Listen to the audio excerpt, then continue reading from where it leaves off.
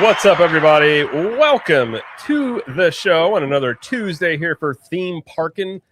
And I will mention off the bat, we are vashless tonight. That's a verb, vashless, or vashless tonight. He is having internet issues for like a week.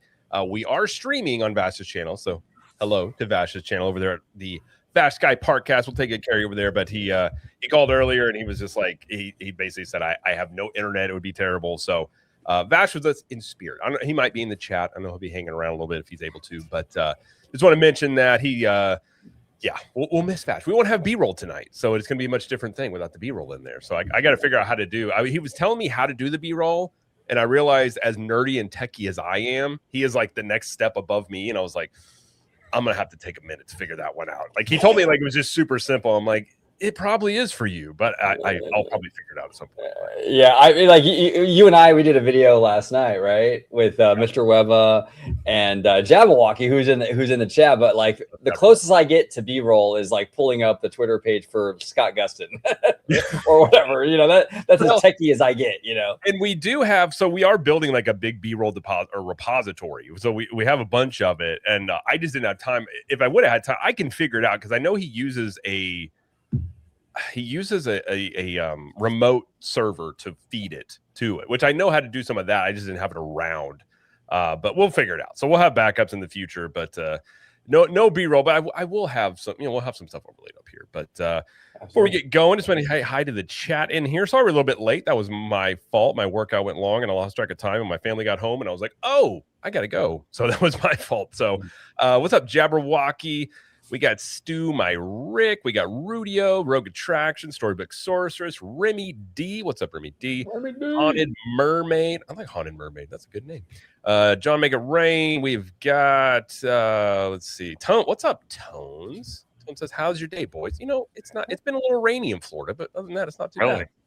It's been a hard day down here. Like it's been dark and I don't know. I like rain when it like comes, but I don't like when it's all day. Like, it's just one of those things. It's like, I feel like I need to be like, you remember the Frey music videos where they're looking out the window and just thinking? I'm like, I don't want to do that, but I feel like I should. Maybe I should. Has anybody ever done that? Just sit by a window when it's raining and thinking and pondering? I've never done it, but I know movies do it.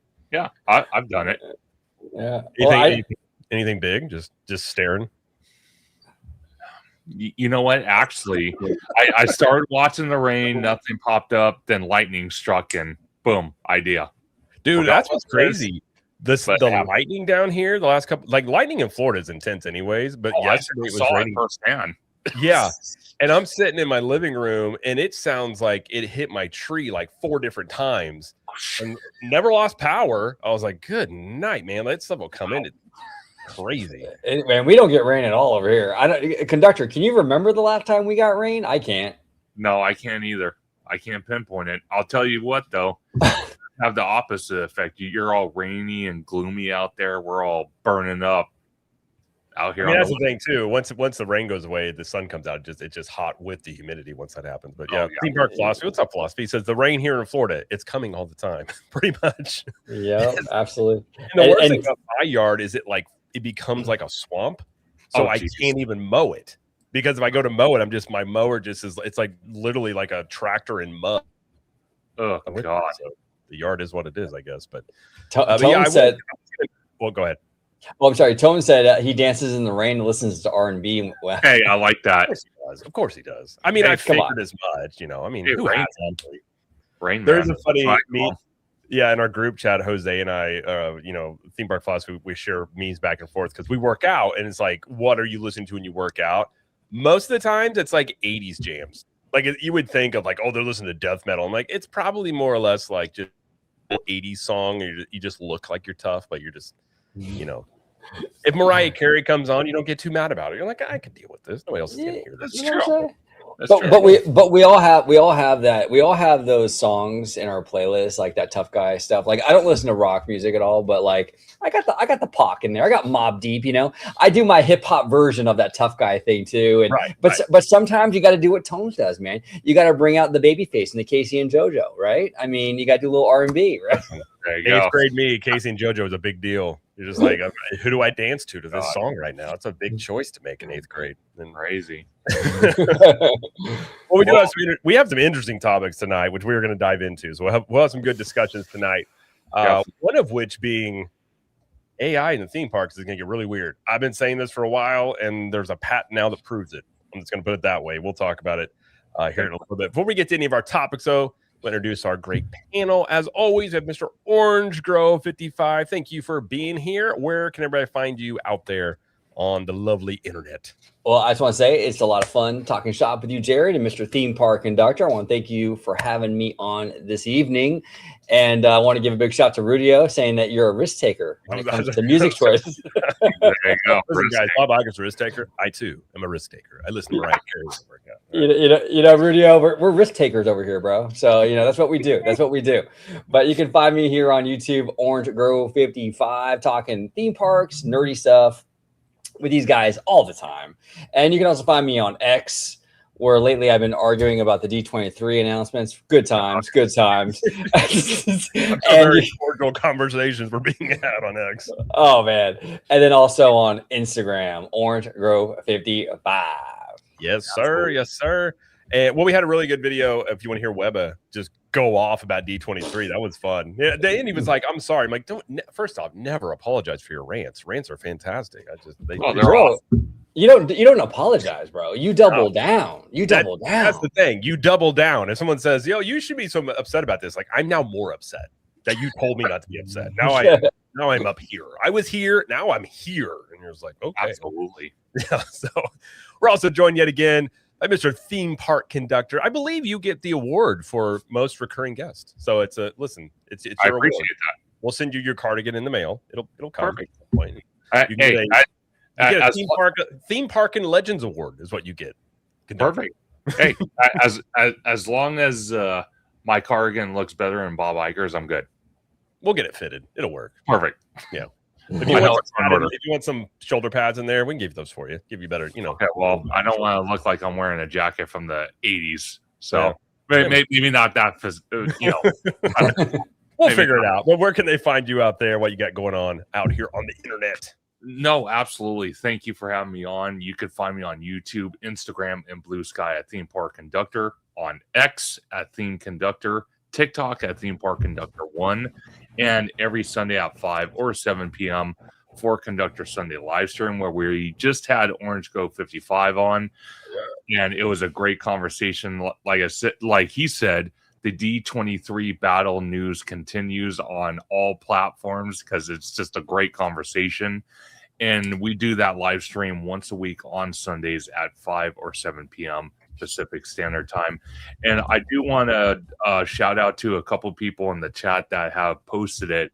We did lose a major music icon, which is Dolly Parton, sadly passed away today at the age of 80. Yeah, I was going to mention that. So, for some reason, I found out before my wife did, because I told her, I was like, "Did you see Dolly Parton pass away?" And she just was like, "What?" And I'm like, I thought she usually knows this stuff for me. But yeah, I mean, 80's a good long life, but there were rumors around. I remember, was it a year ago? There was like a death rumor of hers that she put a video out and said that she was okay. Really? I think she was having some health issues, but yeah, I think. Well, the other thing too, I think her husband had recently passed away, and a lot of times when people have been together a really long time, it hurts. Yeah, that's tough. That is tough. So I would, she's a really good. I never got into country music, but man, I respect the heck out of Dolly and what she just as a person and what she's her impact on music and even in our theme park space. I mean, with Dollywood, I mean, she made a tremendous impact even there. She always fought for quality. So yeah, rest in peace. Sad day for sure. Definitely. Absolutely. And John, chill. I'll kick you out of here. Just chill. Okay. Oh boy. I already had to deal with this another thing, but all right. Let's talk about real quick though before, and I didn't know this, Jared, but I guess Jason Hill's saying that Conductor and I got a shout out at Ricky's new video. Is that we did? I saw what? That. I did. Okay, I watched it because I watch everything Bricky because he is so close to 100K subscribers. I'm ruined for him.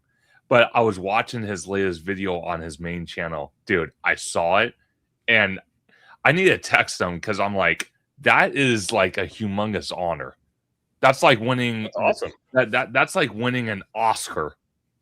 You know what I mean? I love it. I didn't watch. Is it the? I'm assuming it's the Spider-Man video. I saw it in my notification. Okay, I'm gonna watch it tonight. That's really cool. Thank you, Jason. Appreciate that, man. And thank you, Bricky. The newest one. Newest one. Okay, I'll check it out. That's awesome. Well, shout out, Bricky. All right. Well, this is, we've been talking in recent weeks, Josh, what's going on with Disney, any changes that, and I think there's some evidence that things have been changing around the company. And this news broke yesterday, which I find very interesting, in that Disney, and this comes from Deadline, Disney is offering voluntary early retirement packages to executives. So it says, as part of Disney's cost reduction efforts, the company is offering longtime executives early retirement. Laid out in a memo sent by Disney EVP, which I didn't know they have a chief people officer. I've never even heard that term before. Sonia Coleman. That sounds like such a California thing, by the way. I mean, I'm the CPO. You're like, what do you mean? I'm the chief people officer. You're like, I didn't know that was a thing. Said that employees ranked director and above, the company is introducing voluntary early retirement offer, a time-limited company-sponsored program that will give eligible executives the opportunity to retire now with an enhanced retirement package that recognizes their service and contributions. So this is only for like directors and above. So these are higher ups here. It's also one of these things in the corporate sphere, like these things get rolled out and it's sort of a little bit of a, if you take this, you get this, but you may not have a choice in the next round that we may have coming, but the choice is yours sort of thing. It's usually a really nice way of trying to fire people, essentially, before they actually fire you. But I find it interesting being, we've already seen them do some layoffs here, and you've got to imagine most of these positions here are going to be Iger people. I mean, I'm assuming a lot of this. Now, Disney has reworked their marketing department a lot since Tomorrow has came on board. Obviously, I don't think that affects the marketing stuff from what I've read around and asked a few people about. But what do you guys think about this? Because I think this does point to, we've seen something, and again, D23 seemingly much more fan-focused, different posture, even during earnings calls, being much more transparent with information, even mentioning competitors and saying, hey, these movies didn't do good, things like that. What do you guys think about this and maybe what Josh is starting to do? Every time new management comes in, whether it's a company like Disney or whether it's your current job, like if you get a new manager, they always want to leave a mark quick and fast, right? Yeah. So one of the first things that like a CEO or like a manager will do is they'll start to purge a lot of the loyalists, right, in the former regime, so to speak. And I think that, Jared, you mentioned this last night on my channel, and I think you're spot on. I think that's kind of what we're seeing here, right? I think that Josh obviously is running this company now, and he wants to have, his people, kind of calling the shots, and I think that this is sort of a little bit of like a cleaning house. And also too, I think that in general, it's probably that, and also combined with the fact that, these companies, not just Disney, a lot of them are trying to get a little bit leaner and bring costs down, right? And Disney's been really guilty of like overspending on just about everything, whether it be movies, building attractions. Imagineering is notorious for overspending on stuff. So, I think it's a two-pronged thing, right? I think Josh wants to like kind of purge, the old guard a little bit. And on top of that, they probably want to get a little leaner too. Now, look, I want to make it very clear. I'm never happy to see anybody lose their job, and it really sucks. And I mean, my heart goes out to anybody, that is in a bad position where they have to leave or whatever. But like, this is the corporate world, and it's looking like at least these folks are going to get at least an opportunity to kind of do it on their own. But you mentioned a great point last night, Jared. It's kind of rolling the dice though if you don't take this package, because the next round you might not get a choice. So it's like an implied, like, yeah, it's a very nice thing of, I think I've likened it to being like when your wife or a girlfriend or say something and be like, no, whatever you want to do. And you're like, what does that mean? Like, because the implication here is if you don't take this, You may not be fired, but they did say something later on in the article about what was the phrasing they used to call it? I think it was like involuntary like elimination or something like that. Yeah. That would be following after this. I can't find. I'll see if I can find it, but yeah, I mean, the implication here is like you're going to get some perks here if you take this. You're going to get severance. You're going to get some of these benefits. You're still going to get recognized as all these things, but you're probably not going to get that if you don't take this now, which I do find interesting. Yes, very much so. What do you think, Conductor? Well, see, it's quite interesting because you mentioned about corporate America, and it's always the same thing with each company. New leadership comes in, they want to trim down the fat and rebuild from the ground up. That's what they like to do. Like, I mean, when we here at Costco, when we changed our CEO to Ron Veracruz, which is our current CEO, there was a lot of shift change. There was a lot of people that were close to retirement that just decided to leave because they heard rumblings about a different direction that the new CEO wanted to take, and they weren't thrilled with it, but they had the time with the company, so they said, you know what, we're leaving.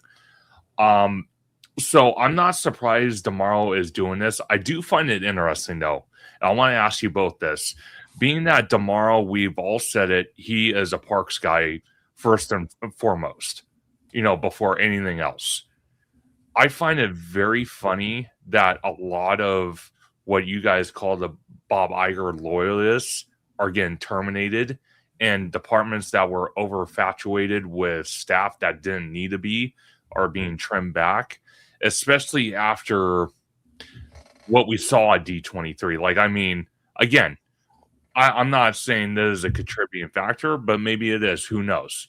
You have all these projects we weren't even expecting to be announced, because we all said it at multiple times before D23 that they were just going to have the parks panel as like an update panel. Nothing new was going to get announced at any of the parks, both on the West Coast and East Coast. It was going to be a rare moment if they did. And they didn't just announce one project. They announced multiple projects on both coasts.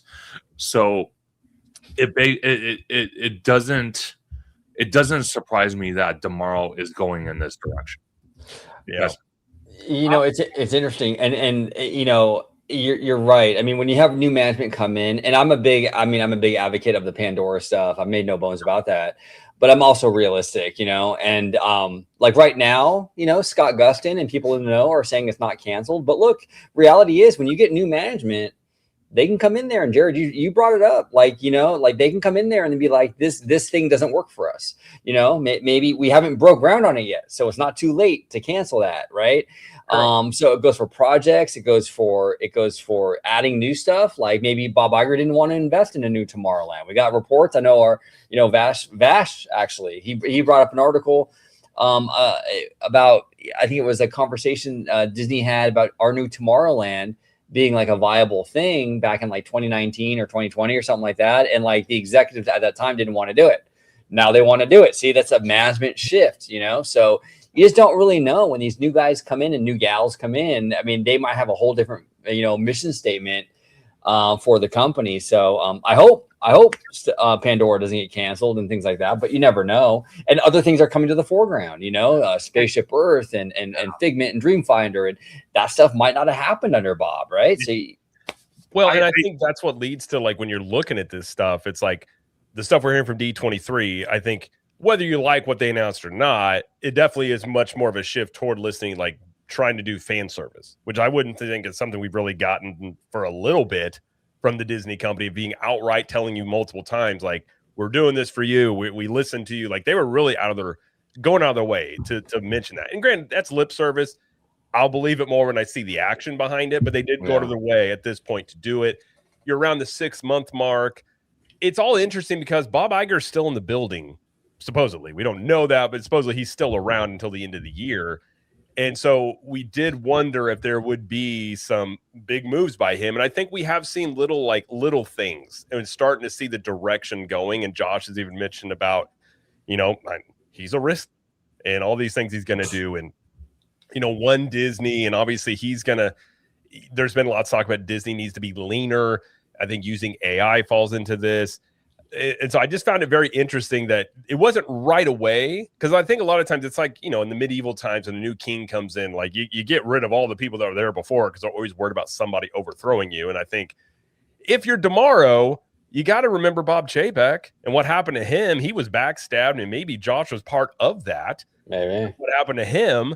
And so on some level, it could be a little bit of like, let's get the people out of here that may not be on the same page as me. Maybe they're with Bob Iger. We want to get fresh blood in here with the vision I have. Like, I think it'd be as simple as that too. Well, see, I'm going to tell you guys this. I'm telling you right now, when Chapek does release his book, it's going to answer a lot of ghosts in that closet between Bob Iger, and I guarantee that DeMauro's name is going to be in that book. Probably. Well, that book and that other book that's being written by that Wall Street Journal author. I cannot remember that guy's name off the top of my head. But the rumor out there is that Bob Chapek was a source for that one as well. So apparently Bob Chapek's NDA is done, because there's no way he'd come up with this book if that wasn't the case. Oh, no.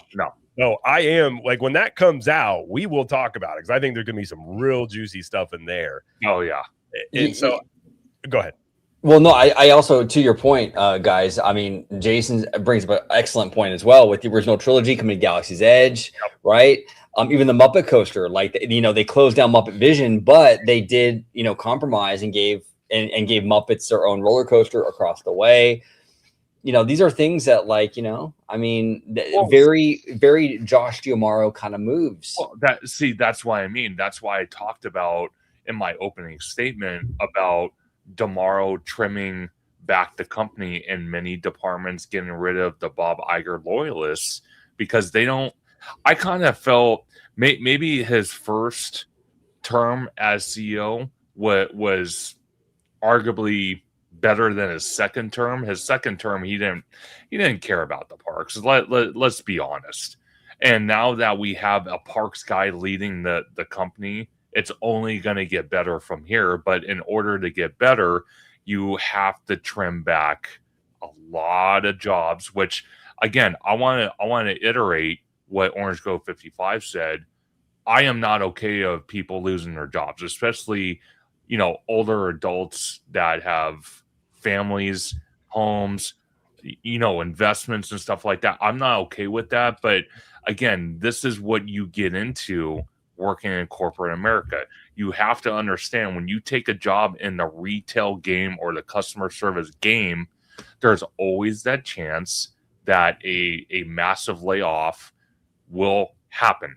It's inevitable. Well, and companies tend to, like, they go through these cycles of, they go on a hiring spree, they get too big and bloated, and they lean down a little bit. Like, this seems like a leaning down period right now, which makes a lot of sense with a new regime coming in. And I find it all interesting, because there's all these breadcrumbs of, we all had questions about, when a lot of these park changes specifically, like how much was Josh involved? And maybe, and I made the point, and who knows, I'm just speculating, but maybe Josh wasn't on board with a lot of this stuff. Maybe he got overruled, because I think one thing that's gone on in the parks is a lot more of the C-suite oversight has happened than in previous, eras of Disney. And I think that's been pretty well documented. And so I think we're kind of seeing, and it makes sense to me, of like having some of this fan service at D23, given the last go round, which was that Monday after D23, all of a sudden Rivers are gone and Muppet Vision 3D is gone. And really the fans were really upset about that. To have some fan service here is not a bad idea. No, but I don't think this is anything Iger would have done. No, I just think I think Josh's strengths are, he's charismatic, but and we've all talked about this. He understands sort of like the chatter around a company. What are people saying? And I think he's much more in tune to that. And I think that's a strength of his, because he was at D23 shaking hands and all that stuff. People in line, you never saw Bob Iger do that. Oh, like, no, that's no. Thing he would do. See, that's what I mean. Like, I love DeMauro because he's a people person. Yeah. He has absolutely no problem going into the park, no matter how busy it is.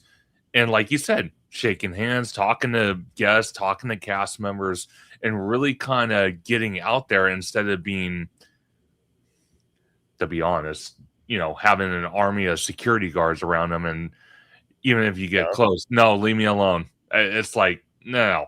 I personally, for me, that's what I kind of love about our CEO and our past CEOs for Costco. Same thing. You know, a lot of times when they kind of lose grip on reality and they're stuck in the office for too long, they will go out and visit other Costco's around the United States and talk to employees and whatnot and kind of get the vibe of what's going on. And that's a good CEO. A bad CEO, to be honest, is just has blinders on and doesn't want to communicate with anybody except for the board. You're right, conductor. And this is the challenge of being a CEO or being a leader, right? Where you have to sort of balance though. Like we talked about it on my channel and on this show too, I think last week, where you want to listen to fans, but I do think you can over listen, right? Like if it's okay, here on the West Coast, if it was up to fans, DCA would never get anything because everyone wants everything to go into Disneyland. Everyone, right? So you can't, if you over listen and just let the fans kind of steer the ship, you're going to neglect areas of the company that might need some work because the fans, you know, but at the same time though, you also don't want to ignore the fans. You don't want to give the fans the middle finger and be like, well, screw you guys, you know, so you have to balance that out. And that's where I think Josh, though, to be fair to Josh, I do think he does have a little, quite a bit actually of like social, like intelligence. Like EQ, like a high EQ, probably like emotional intelligence level. Yeah, I think he does. So that's the thing that keeping me like kind of optimistic with that because like I do worry about like over listening to fans because you can definitely do that, man. I mean, there has been so many examples of like things that the fans didn't want that turned out great, and like you just have to kind of like also listen to fans, but also trust your creatives. And kind of take, as you know, Josh, you know, be the risk taker. You know, you got to take the risk a little bit, right? Definitely. Well, and that's a good point. I mean, it's like a skill, and like you're not going to make everybody happy because that's impossible to do. But it's like the easy things you could do that most people would like. For instance, fixing the Yeti is like one of those things. Like I think most Disney fans were probably like, just at this point, it was never going to happen because it's been 20 years. They're just like, whatever, it is what it is. So like you do that. Figment's been asking for Spaceship Earth, you know, Tomorrowland and Disneyland. It's like you do a lot of these things that have been the real, I guess you would just call them like sort of the easy bottom of the barrel. You grab them up. They're not that difficult here to grasp what people want, sort of thing. And so, but yeah, you can't go too far. Because I mean, listen, not every fan has a good idea. Some people have insanely terrible ideas that people want to see. And, you know, it's just, it does take a skill set to know like when to listen, when to pull back. And even it's been talked about, I think Tony Baxter had mentioned, you know, some of the best things ever that they've created were not things people were asking for, but they had a vision for it. And we're like, no, we are going to present you with something that's going to blow your mind. But it also takes skill and knowing how to tell stories. So like, you have talented people in your company. Yes, listening to fans is a good thing, but sometimes if you're just like, no, this will work. We're going to show you it's going to work. We're going to take the time to explain it, and you know, we're going to wow you about it. I'm okay with that too.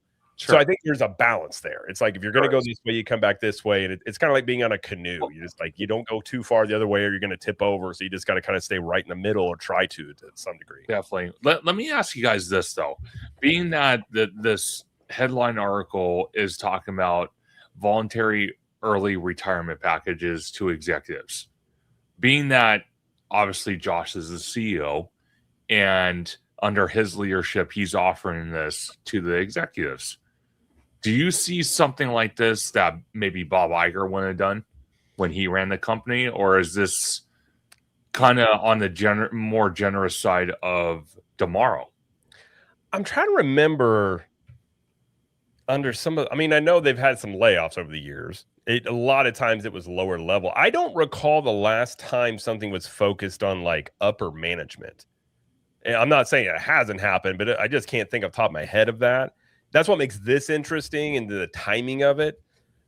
This is a very typical corporate thing you see though, of like offering this type of thing. Like it's not really out of bounds, or like, you know, nobody's done this sort of thing.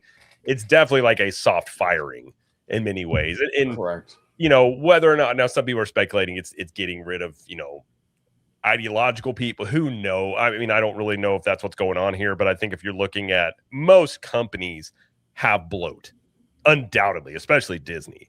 Yeah. And so if you can, get rid of some of that, lean things up, which he has mentioned he wants to do, and at the same time bring in more talent into the company. And I think if you're Josh and maybe, everybody, like I said, everyone's going to come with their own vision, what they want to do. Like we were talking about with DCA with Pandora. That was a Bob Iger project. He had announced it. That was kind of his baby. Now how long has it been? 5 years, 4 years since they announced that? About 5 years, somewhere around there. So now Josh Tomorrow comes into the picture. That may not be his thing. He's looking at that going, well, that's not what I want to put my name on. Not that they won't do it, but he's like, I have the things I want to do before this because I'm in charge now. This is why we have a new CEO, and the same thing with people that are also employees of the company too. Well, and it's also smart in terms of you kind of want to build momentum early on.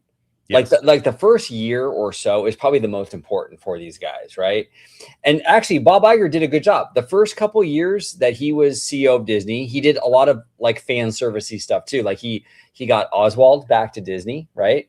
He bought Pixar, which was a really smart move because at the time Disney Animation was not doing great. So he bought Pixar and all that talent, right? So he did a couple of fan servicey things, kind of built that trust up, and that kind of set the ball rolling for momentum going forward. It seems like Tomorrow is kind of doing that same kind of thing where he wants to get in there early, get fans on board, build that trust, and kind of go from there. So, maybe that's why also like with Avatar, it's like, you're right, Jared, maybe it still happens, but maybe they're thinking like, I want to build more goodwill. And the way to do that is the Yeti, Figment and Dreamfinder and New Tomorrowland. And then once we get that goodwill, we can kind of do the riskier stuff because he's a risk taker. We'll see. Well, yeah. I mean, and two, like if you think about that, like in a company, like one thing Disney does lack is trust. I think a lot of the fans, even if they love Disney, don't necessarily trust what comes out of their mouths because I think there's a lot of evidence of projects that haven't happened or changed stuff. And so it's not a bad philosophy if this is the goal here, the plan, to build up some trust from the fan base, because we've talked about at D23 very, very thin on details on this stuff. But what if, as time goes along, they follow through with these things, and then when the next D23 or another announcement comes along, there's not a lot of details, the fan base doesn't freak out because they're like, okay, they're going to let us know. And I think that is part of what they're probably doing here of like, we understand you don't believe us. And even if they would have thrown concept art out there, there would have been people being like, no, it's not going to happen, whatever. Like their actions are going to have to follow up a lot of the things that they are saying. But I do agree. I think there is some really good evidence here that there are some breadcrumbs that show you that at the very least, one of the bigger questions was, is Josh Tomorrow going to be an Igerite? And I definitely at this point can say it does not seem like he is that. I mean, he even started selling off some of these linear assets as well, which is something Iger never did. So I think he definitely has his own vision, and he's kind of in the midst. And I even said, too, it might be a weird first year because Iger's still hanging around. And so how much is he really going to rock the boat with Iger still in the building? I don't know if this one would go against what Iger wants, but maybe things really get more aggressive starting in 2027 when Iger's no longer there. That's where I think, really the needle's going to move once Iger is officially out. Because right now it's kind of like, I kind of feel like Josh is teeter-tottering, dancing on thin ice, with Iger still there. Once Iger's not there, because me and OG talked about this when that ABC, interview happened with David Muir on ABC News tonight. We kind of analyzed that video on one of our weekly videos that me and him did, and we are like, why does Tomorrow keep looking at Iger for permission to say stuff? It was an awkward interview. It was very awkward. Well, it was funny too when I was actually editing that clip, the I'm a risk taker clip. Before that, this is where the BS comes in, right? Before that part with I'm a risk taker, Josh Tomorrow is like, oh my gosh, I can't believe I'm like sitting next to Bob Iger. Yeah, and I'm thinking, wait a minute, you work with this guy day in and day. Tomorrow, you've been working with this guy for years. And even I think even Iger was kind of like he kind of like saved him a little bit. He's like, well, yeah, we've been working together for a while, but yeah, but it's like that was like a shtick though. Like clearly, Tomorrow's not like got the butterflies to be around Iger. You work with the guy every single day, bro. Come on, cut the act, right? Well, and I will say from that interview to more recently, he does seem a little bit more like comfortable. Like he seems like he's kind of like leaning into the role. Because I do agree that interview is just like, we want to hear what you're going to do and not like a Bob Iger glazing session here about how great Bob is. And we're like, okay, we get it. Like it seemed like every single time that he spoke, he was required to say how great Bob Iger was. I'm like, okay, geez Louise. It was almost like a tagline. It was ridiculous. It's almost like it was in his contract where it's like, okay, you guys have an obligatory Bob Iger, thank you, you're great, section before every time you talk or something. Yeah. And to be fair, Rock Blazer here, and so did Rogue Attraction, said there were a pretty massive amount of layoffs from Pixar in 2023, including Lightyear director Angus McLean. And then Rogue Attraction also said Iger did cut 7,000 jobs from entertainment division. And I knew there had been some cuts. I just wasn't sure if there was like, when you're talking like upper management type of job. No, and 100%. One thing I will say, and actually Kiki and Luca pointed it out, Bob Iger's legacy will always be that he bought Lucasfilm, Pixar, and Fox and Marvel. So that's his legacy. That will be forever Bob. But I mean, like we've all said, Tomorrow is trying to make his, stamp of approval on his legacy as running the company. And I think personally, the announcements we got at D23, as vague as they were, and I agree with OG, they were vague, and everybody else. I do agree with that. But the fact that he's willing to take risks and replace the Yeti and fix Spaceship Earth and give us a new Figment, even dare touch Tomorrowland at Disneyland, because the thing with Tomorrowland at Disneyland, we've had 3 other CEOs that didn't even want to deal with it. You had Eisner towards the end of his career, didn't want to deal with it. You had Bob Iger twice, didn't want to deal with it. And you had Chapek, didn't want to deal with it. So, I mean, he is making, history in the making by touching these projects that no other CEO in the last 20 plus years wanted to touch. And there are things that fans have been wanting too. Yeah. Which is interesting because he definitely has heard it because he's out here doing it. And I agree with you. It's like, this would kick the can down for so long. Like when they said the Yeti was getting fixed, my immediate thought, like, I just didn't even think that was something in the cards. I was just like, because my understanding, I guess we'll find out, was like, that's a pretty massive undertaking to go in there and do that from what Joe Rohde had said previously. Yes. And so Tomorrowland, I think, is a very similar thing because I think it's the same thing in Disney World's version, which is once you get into those buildings, I think you'd mentioned before, you probably got a lot of asbestos in there, would be my guess. And then you got those interconnected buildings. That could get real messy digging into those old buildings and bringing that all up to code. It's not just a simple thing. And if he's, let's say too, he brings back the monorail, or not, excuse me, the monorail, the people mover. Yeah. I mean, these would be really big moves to really give fans what they have been wanting. And I think if you're Josh and you play to your strengths, getting the fans are already kind of on his side. I think much more than Chapek for sure. So if you can win the fans on your side, also just from a corporate atmosphere perspective, it's also job security because the fans love you. One thing that did Chapek in was the fans didn't like him and the people that, Chapek was working with didn't like him. So he kind of, so if you've got the fan cover of they really do like what you're doing, it does make your job as CEO easier and also a little bit more job security. Not that I think he's in risk of anything, but that's what you could think about is being like, I'm going to win the fans over, get them on my side and, operate from there. Well, again, like I said, D23, one of the biggest Disney events, I think he accomplished that. Now, could have, how can I say it? There could have been more details, but the fact that we got it means that they are working towards that goal. He is wanting to do that. He is wanting to put the money, effort, and time into fixing these attractions that might not bring the ROI that the company really wants out of these projects.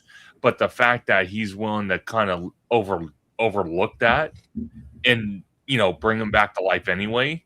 And my whole thing is with Tomorrowland, like you said, Jared. Once they start ripping into Tomorrowland, you can't do little sections here and there. There's no way. It's either you touch it and you go into it, or you don't. Well, and here's the thing too. Fans are going to be. I'm telling you, I know how the fandom kind of works, especially when it comes to stuff that like Disneyland stuff.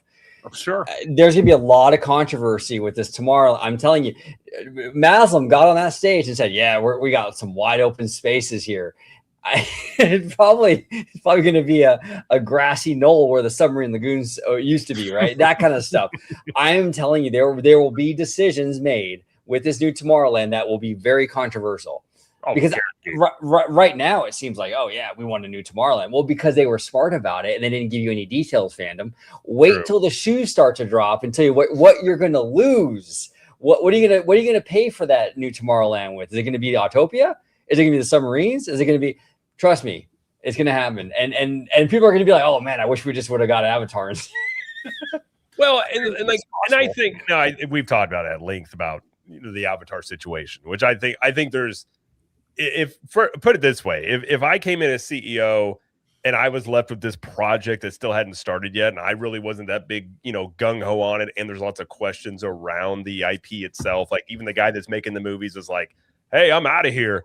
I might be like, maybe we give it a minute, like see what's happening with this thing. I could see it. It doesn't mean it won't happen. I hope it does happen because Pandora looks cool. I don't care about Avatar, but Pandora is a great land.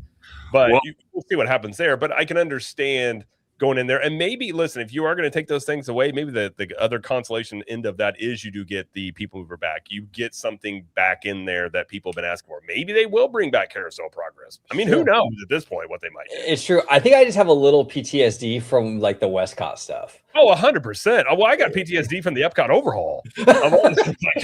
We're going to get a spaceship that's landing in the middle of Epcot. And it's like, what's this? And they're like, oh, it's Communicore Hall. I'm like, that's a dining hall. And they're like, yeah, I would agree. When I went there back in March, I walked in there, Jared, as your suggestion. I walked in there. I literally felt like I can grab a coffee. I was wearing a suit, and I could sit down on one of the nice, comfortable couches and have like a Skype with your business associates. That's the vibe I got. Yeah, it is.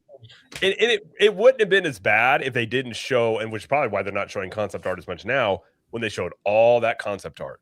And you're like, dude, that looked, and some of it, to their credit, some of it did come true. The fountain in front of Spaceship Earth, some of the other things, like it did look like the concept art, but big things got cut. And then you also talk about, you got the theater that was supposed to be right outside of the Magic Kingdom Theater that they were breaking ground on, and then all of a sudden it just stopped. And then they just memory hold it, never mention it again.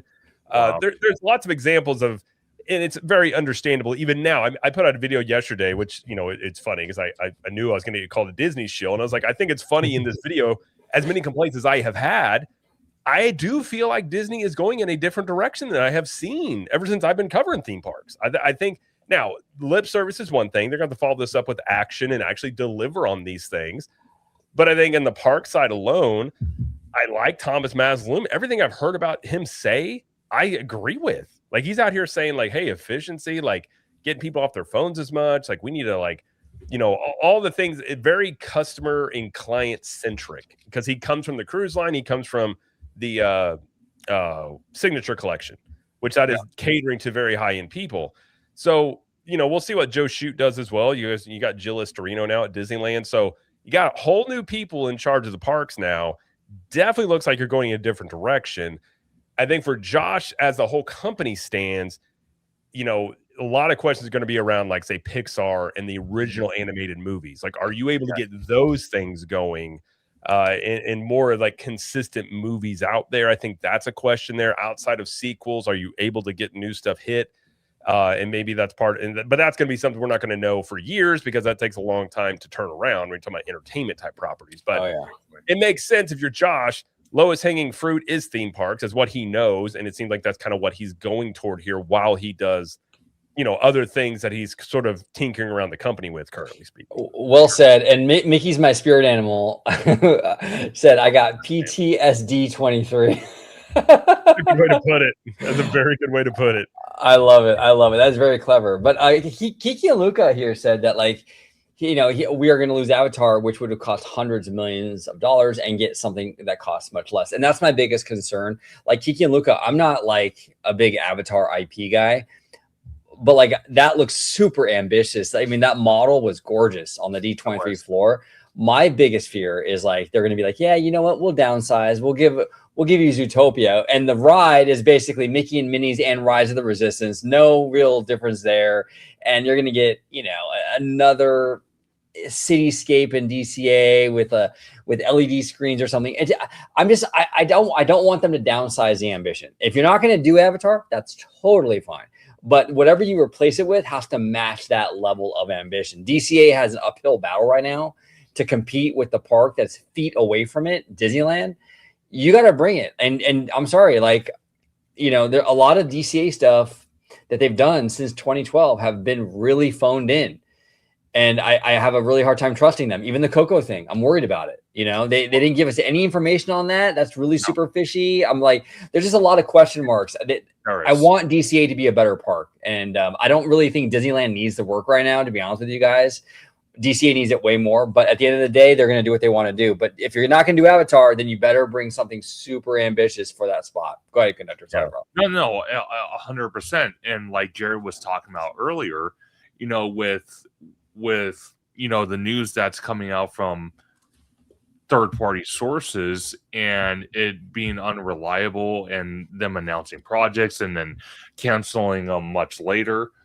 The problem I have is, and this is from somebody like you guys that kind of goes to the park, sees what's going on, listens to what goes on social media. The biggest issue I have, though, is Disney themselves, they have a PR department. Why can they not make announcements? Why do they rely on third-party sources like the Wrap, KTLA 5, ABC 7? You have the OC Register. You have a former Imagineer, Jim Scholl, releasing all this news, but yet the one person that should be talking about this stuff and releasing official statements goes quiet. And then they wonder why a lot of the fandom have trust issues when they say, oh, yeah, we're going to bring a new Tomorrowland. Oh, yeah, we're going to build Avatar and DCA in the Hollywood backlot. Because I just watched our good friend, OG, David from Fresh Baked on Fresh Baked Presents. He had a video he just put out, and he's actually putting the timeline, and I'm not saying he's right. Again, it's just pure speculation because nobody knows, including himself. He's thinking that Avatar probably will not start breaking ground until 2032. And if that is kind of the timeline they're going, because they're putting Tomorrowland ahead first, that gives the company enough time to cancel. And I agree with you guys. Avatar has actually grown on me quite a bit. I want to see it happen at DCA. It's just there's so much...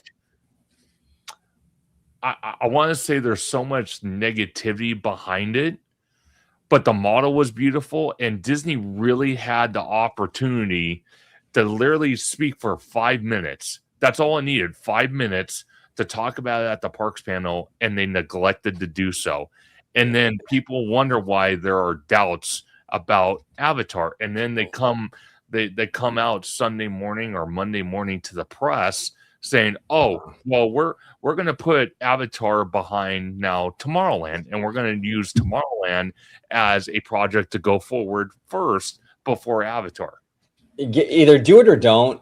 Don't put the model on the showroom floor if you're not willing to talk about it on the convention stage. Exactly. And that's the kind of mind games that made me really upset for D23. I don't care. You want to cancel Avatar? It's a business decision. Whatever the reason, that's fine. Don't play the mind games. We are just as much now. We know probably just as much now than we did even before D23. There's no certainty with this project. They did this half in, half out thing, like Weasley decisions here. We'll put the model out here, but we won't mention it on the convention floor. That way we have like this plausible deniability to back out if we wanted to, because we didn't like fully commit. We're like halfway committed. It was a weasel move in my opinion, and I don't know. If they don't want to do it, then they shouldn't have had any of it out at all. But Rudio says that to just clone the Monsters Inc. door coaster at DCA. See, Rudio, though, I gotta respectfully disagree, bro. Well, here's the thing: DCA needs more everybody rides, not another roller coaster that like only some people can do. And how much Pixar are we going to have in this park? You have a huge part with a huge area with Pixar Pier. You have another 12 acres with Cars Land. Do we really want another 7 or 8 acres of monsters now? It just seems like a lot of Pixar to me. Anyway, go ahead, Jared. Sorry, bro. I was just going to say, I think I agree with you. If you are having hesitations about that, putting that model out there does kind of like tease a bit. But I think silence, like I think not mentioning it is sort of an answer in some ways. Maybe not that it's canceled, but that it's definitely not a priority thing. But from the get-go, that thing was such a strange thing to, like, Iger announces it during an earnings call. Yeah. And you're like, an earnings call? This is, and then like, right. Then you're like, wait a minute, what? And then the whole rollout with it was just odd. Like, if you're looking for people to get behind this project, it always seemed like it started off on a very weird foot with this. And I'll point, and I said the same thing in your video that we did yesterday, OG, that came out today. Right. You do have to give a new administration, a new leadership time, because a company the size of Disney, it's like you get in there. He's been 6 months. I mean, essentially, that's like moving to a house and like 2 days later, you're like, why is all this crap everywhere? And you're like, I'm still trying to figure out what's in the boxes. Like, it takes time. So it could be a situation where, maybe they're still weighing options. Maybe that's why they didn't have a lot of details, because they're still internally weighing some of this stuff out. But other than they're just saying like, this is what we want to, the direction we want to go. I think there's still a lot of stuff that's like, this D23 may be a really odd one in the next few ones we get, given, this is Josh's first one, his first 6 months, or this is a new direction they're going in, which is going to require them, which I've often said I think they need to do. Don't use these D23s as just the only place to just have this massive dump of information on people. But I think they may be trickling it out more. And so I think you will see follow-ups, perhaps, I would hope. I mean, follow-ups, or maybe they go the Universal route where it's like, we might tell you what we're going to do, but we're not going to give you any details until like we're like a year and a half away out. And I think that would be interesting, because Universal does it, but they are used to that for Universal. Audience is not used to that for Disney. Like, if Disney starts doing that, I think you're going to get a whole lot of people being pretty upset until they were able to prove that these things are good. And then, because I think for the most part, and they're not perfect, but I think a lot of the Universal fan base does trust their creative team. Like, given the evidence of like Epic Universe and the Fast and Furious coaster, like obviously not Jimmy Fallon or like Supercharged, but like there's some things where they're like, okay, like we have confidence what they're doing here, so like we're not going to get up in arms. But see, that's the thing, and OG's actually talked about it. Jared, you even talked about it.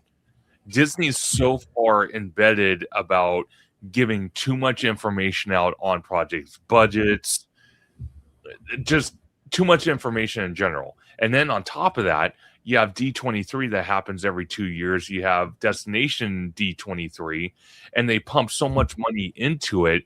And to be fair, they get a decent amount back. And it's like almost like a cash cow for them to a point. So it's like if they stop cold turkey, then I think the fandom would freak out. Yeah, it's a good point. And I will find out real quick. I was going to say, Rogue says maybe the trust on the Texas Kid Park was too much trust. Oh, I went to the park. Listen, I'm going to tell you right now, the internet overreacted on that one. Like, if you've been, when it comes to that park, I'll put it this way: if you've been to the park and the criticisms are there, totally valid. Just looking at some pictures and having actually been there, lack of shade is real, but like that park got way too much hate, way too much, because it's not a bad park. I will contend it's not. I'm not saying it's a great park. I'm not saying it's a, if you put that thing in Orlando with the whole part of Orlando, as a campus, I'd be like, this is garbage. But a regional theme park setting where that thing is, I think it's fine. So it's a weird thing. I saw that to point that out there because I think that is another instance of fans like taking a few pictures and being like, "What is this nonsense?" And it's like, it's not like, you know, I'm not saying there's not bare parts of that park, but like that's like me commenting on like that'd be like me making a video being like Disneyland's crap. I've never been. Yeah. Like how could I even remotely speak to it? Well, exactly. And that's partly why too that I hope that Disney really weighs their options with stuff, especially when the stuff that like that hasn't really that people haven't been able to experience yet, right? And fans are like up in arms. Like Disney, if you have a good idea and you think this Pandora boat ride is going to be next gen, whatever, like do it. Like, okay, for example, when you listen to fans for like Galaxy's Edge, that's a valid fan complaint. People have had 7 years to enjoy Galaxy's Edge, and they've made a decision. That's totally valid. You should listen to fans when it comes to that, because you had people in and out of that land experience it and give you feedback. That's good. Been like very similar feedback too. Like most people say the very similar things about that. Exactly. But my issue is like when we have a concept that comes out, whether it be early on with Mission Breakout or you know, even this Pandora thing more recently, and fans are like, nope, don't want it, hate it. You don't even know what it is, fandom, and you're already rejecting something that might actually be pretty dope. That's where I'm worried that Josh is going to listen to fans too much, because they might be throwing away a really good thing.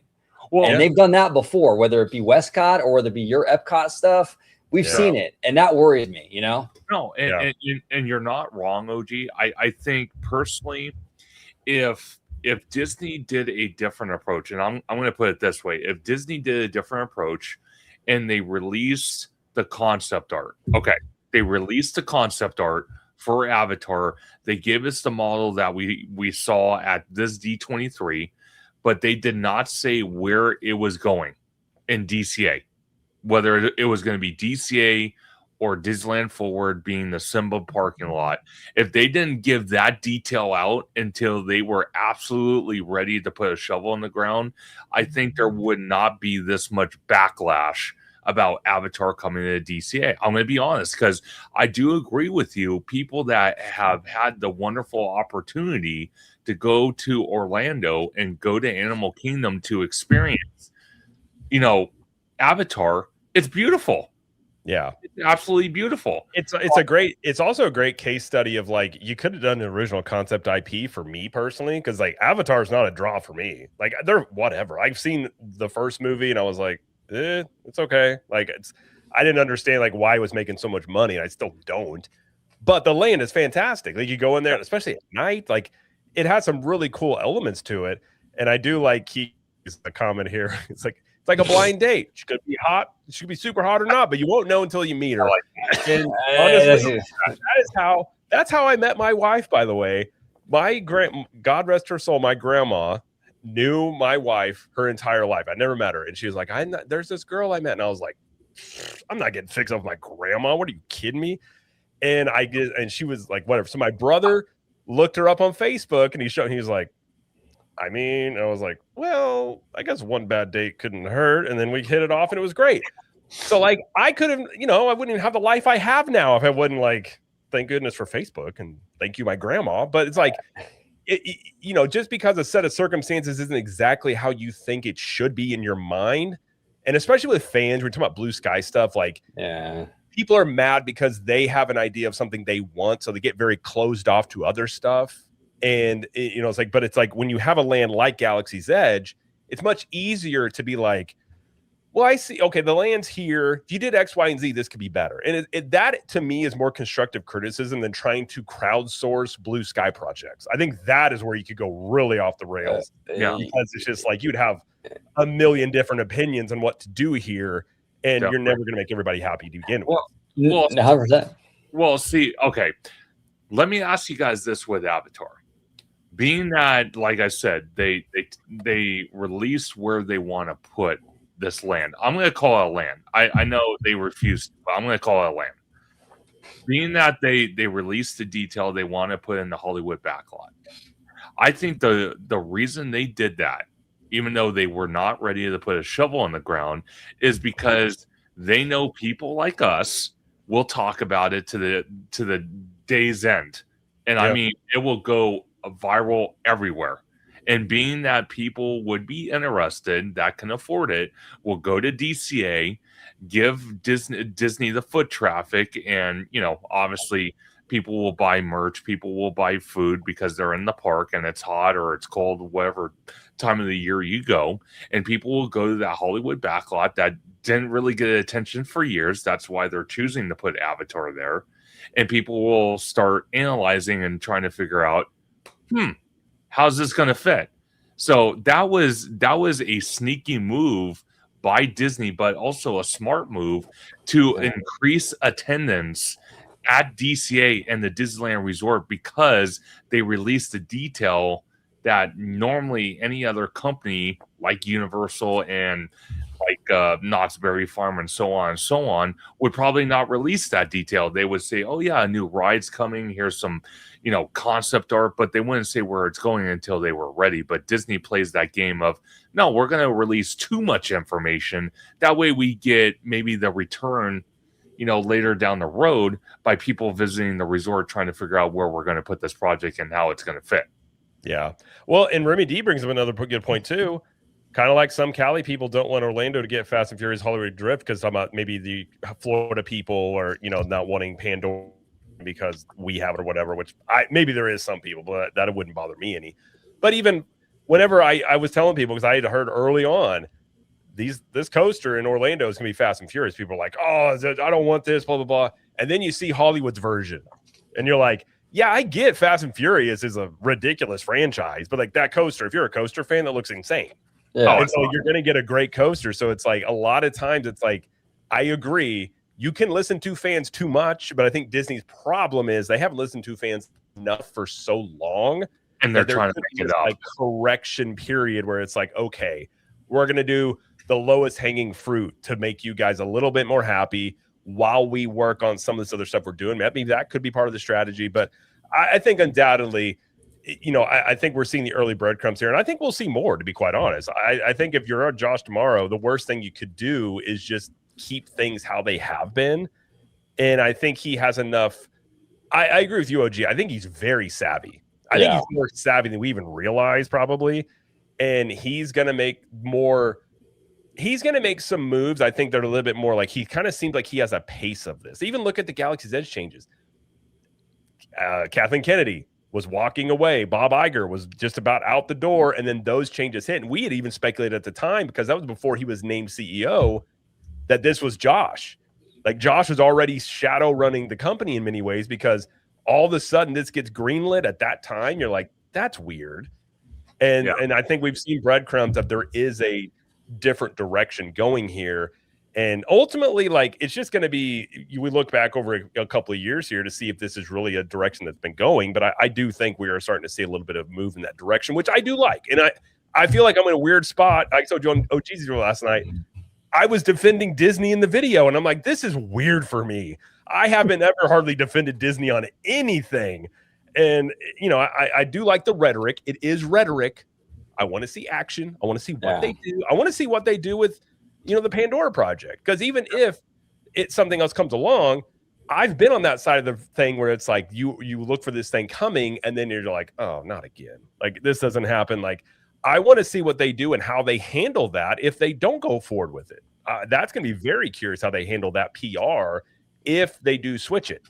And I agree. And Dreamy says there's fans on both coasts have some sort of rivalry. Definitely. And he says on Twitter, which is Twitter for sure. Yeah, it's an absolute cesspool over there on Twitter. It is. Most healthy-minded people are like in the chat. We have Gator. We have a lot of East Coasters who are like, yeah, dude, it's all good. Jared, you mentioned it many times. You're like, yeah, man, I hope you guys get Pandora. And I've been saying, dude, Indiana Jones, the stuff that Florida is getting for Indy was my favorite part of the whole D23 panel. I'm excited for Indy because of what you guys have told me about. Like, if it's anything close to your guys' Indiana Jones, I'm like, listen, I love Indy. Like, because at first I wasn't that excited about it, because just given where Indiana Jones kind of is right now. Yeah, but when in the detail with Harrison Ford's I'm like, I mean, I wouldn't be surprised if that is low key my favorite attraction of all the new stuff they're building is like that Indiana Jones thing. Hey, I just love that. To be fair, I almost teared up. I almost teared up when they made that announcement because I'm a huge Harrison Ford fan. So I damn near cried. Harrison Ford. Bro, he's amazing. And you know what? They got to celebrate him while we still have him. I know that sounds kind of morbid, but I mean, reality, he's very old, you know, so they should absolutely lean into that. I love that. But like, yeah, like for Dreamy, like my issue, I love the fact that Florida got their flowers, as they say, right? I just want the West Coast to get flowers too. So yeah, I mean, most healthy-minded people are not out there trying to like, F the other side. No. I think we all just want to get cool stuff, or the healthy-minded normal people, right? We all just want cool stuff for both of these places. And yeah, so that's kind of where we stand. But we'll kind of see. Rogue Attraction says just like 90s rap. We have a potential video idea for that, Rogue, coming out soon. So stay tuned on that one. Well, you'll notice the thumbnail for this was very Death Row Records coded, if you will. If you know that. Yeah, that I could tell. Infamous Vogue. What was that album cover? It was for what was it? Source? Was that picture taken for Source magazine back in the day? I think so, yeah. I think it was. I remember correctly. Very familiar. Yeah. No, it's a cool thing. Because I had that like from months ago, and then I didn't know what to do a thumbnail on, and I was like, oh yeah, I got that sitting in the bag there. I think they made you look a little like Snoop Dogg, theme park conductor. I think you're the Snoop Dogg in that image. That's all right. That's all right. I'll take one for the team. It works, Snoop's fine. Take him for the team. My opinion on Snoop may have changed over the years, but at one point he was a cool cat, man. I used to really like Snoop until I dug into a little bit more about how he treated Pac, and my boy Pac. I was like, that was dirty. I don't know. There was something dirty about that, and it rubbed me the wrong way. And then he capitalizes on Tupac now that he's passed away. Like he had like a wine or something. It was like America's Most Wanted, and he was like really grifting off of Pac now. I'm like, this is kind of scummy, Snoop. Come on. Yeah, he had there's some rumors that he was a snitch too. I don't know. I'm not trying to get involved in. There were rumors of it, but who knows if that's true. But I used to be very plugged into the hip hop stuff. I am not now at all. But at one point in time, I was all up on the Tupac. By the way, did you see that? I think they're prosecuting a guy for Pac's murder finally. Yeah, Keefe D. Yeah, Keefe D, which was a guy that long ago people were like, he's the one that did it, and just nothing ever came of it. Well, there was also, and I don't want to, I don't. Okay, I won't say his name. Like Puffy, right? You guys know Puffy, yeah, right? He, there's actually word that maybe he was involved in all that. I saw an article that he might actually be in some legal hot water in regards to all that as well, which wouldn't shock me. He was always a POS, right? He was involved. I always thought Puffy was involved on some level. A lot of people did, but crazy. We'll see. Before we get to our next story, we got some super chats in here to say hello to everybody. Got Kiki and Luca, member for 8 months as theme park and legend, the conductor. Absolutely. I think you need to get a choo choo sound on the. I need to do it. Like I mean, for now, I'm working on it, but I think one of these years I'm gonna get one of those boards that you guys have, and believe me, once I do, dude, yeah. I need to put more stuff on mine. Off the rails with the sounds. I'm telling you, my favorite one is when you hear something you don't like, I just pull out the Michael Scott. No, God, please. It always works. It works anytime. But dude, we also do have a. Oh, go ahead. Whenever I'm down, dude, The Office hits for me. I'm okay, I'm good. Yeah, great. The Office is fantastic. There's so many memes out of The Office. It's unstoppable. We also have some jewels here. We got from MA5142 has 5 jewels. Thank you for those. Stu My Rick has 500 jewels. Thank you, Stu My Rick. And he has a series of jewels here. We got 30 jewels, 30 jewels, 10 jewels. Let's see, we had 10 more jewels and 10 more jewels. Thank you, Stu My Rick and MA5142. All right, let's get this story is interesting. And I've actually seen something similar to this firsthand. And I think this one a little viral on social media. It says, guest outraged over reckless scooter abuse at Walt Disney World. This comes from WDW News Today. Reckless scooter abuse. It says users across Instagram and TikTok are criticizing viral Walt Disney World guests who apparently are abusing access to rentable scooters, aka electric conveyance vehicles.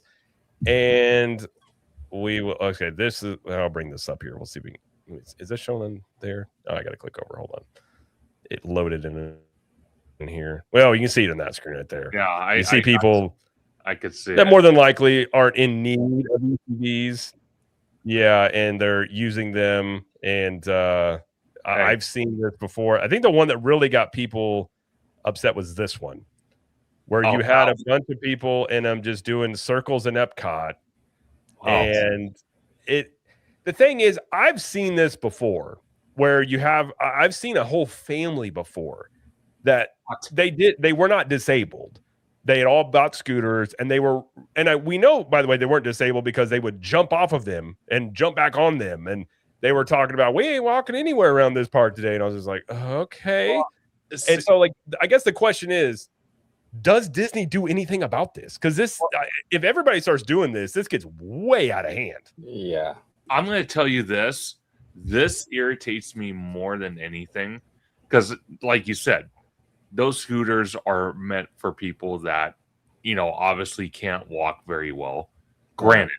But this pisses me off to a whole nother level because what we just had not too long ago, months ago, out here in Disneyland with that viral TikToker and his girlfriend freaking doing what they did, getting swatted at Disneyland, and all these stupid little TikTok, viral things like these ladies that, again, I'm not going to say I'm not going to speak further into why they're using them because I don't want to sit there and start judgmenting people. I'm just not like that.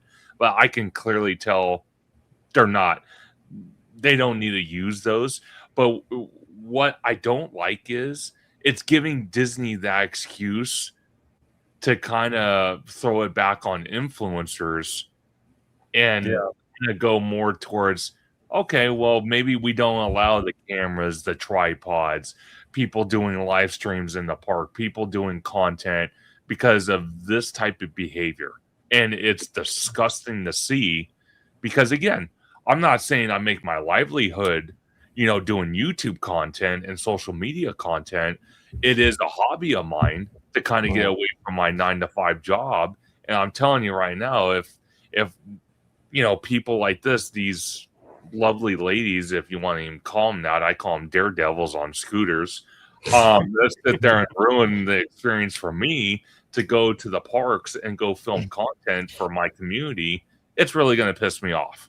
Yeah, well, and you bring up a great point, Conductor, in that social media, and I don't want to sound like grandpa screaming at like, oh, back in my day. I don't want to sound like that, but like social media has really ruined our society in a lot of ways because a lot of this kind of BS that these people are doing with these scooters is all for the internet. It's all for filming it and posting it on Instagram or TikTok or something.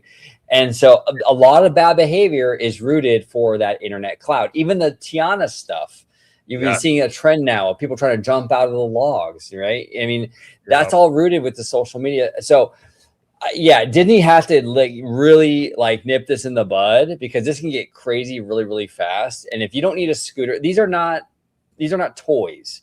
These are for people that are maybe severely overweight and they can't walk, 500 pounds, whatever, or they're people with health conditions, you're taking a scooter away from someone that actually needs it.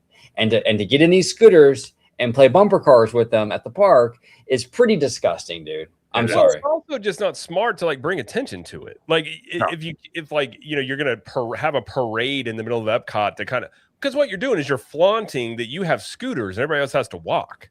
And it becomes some sort of status thing.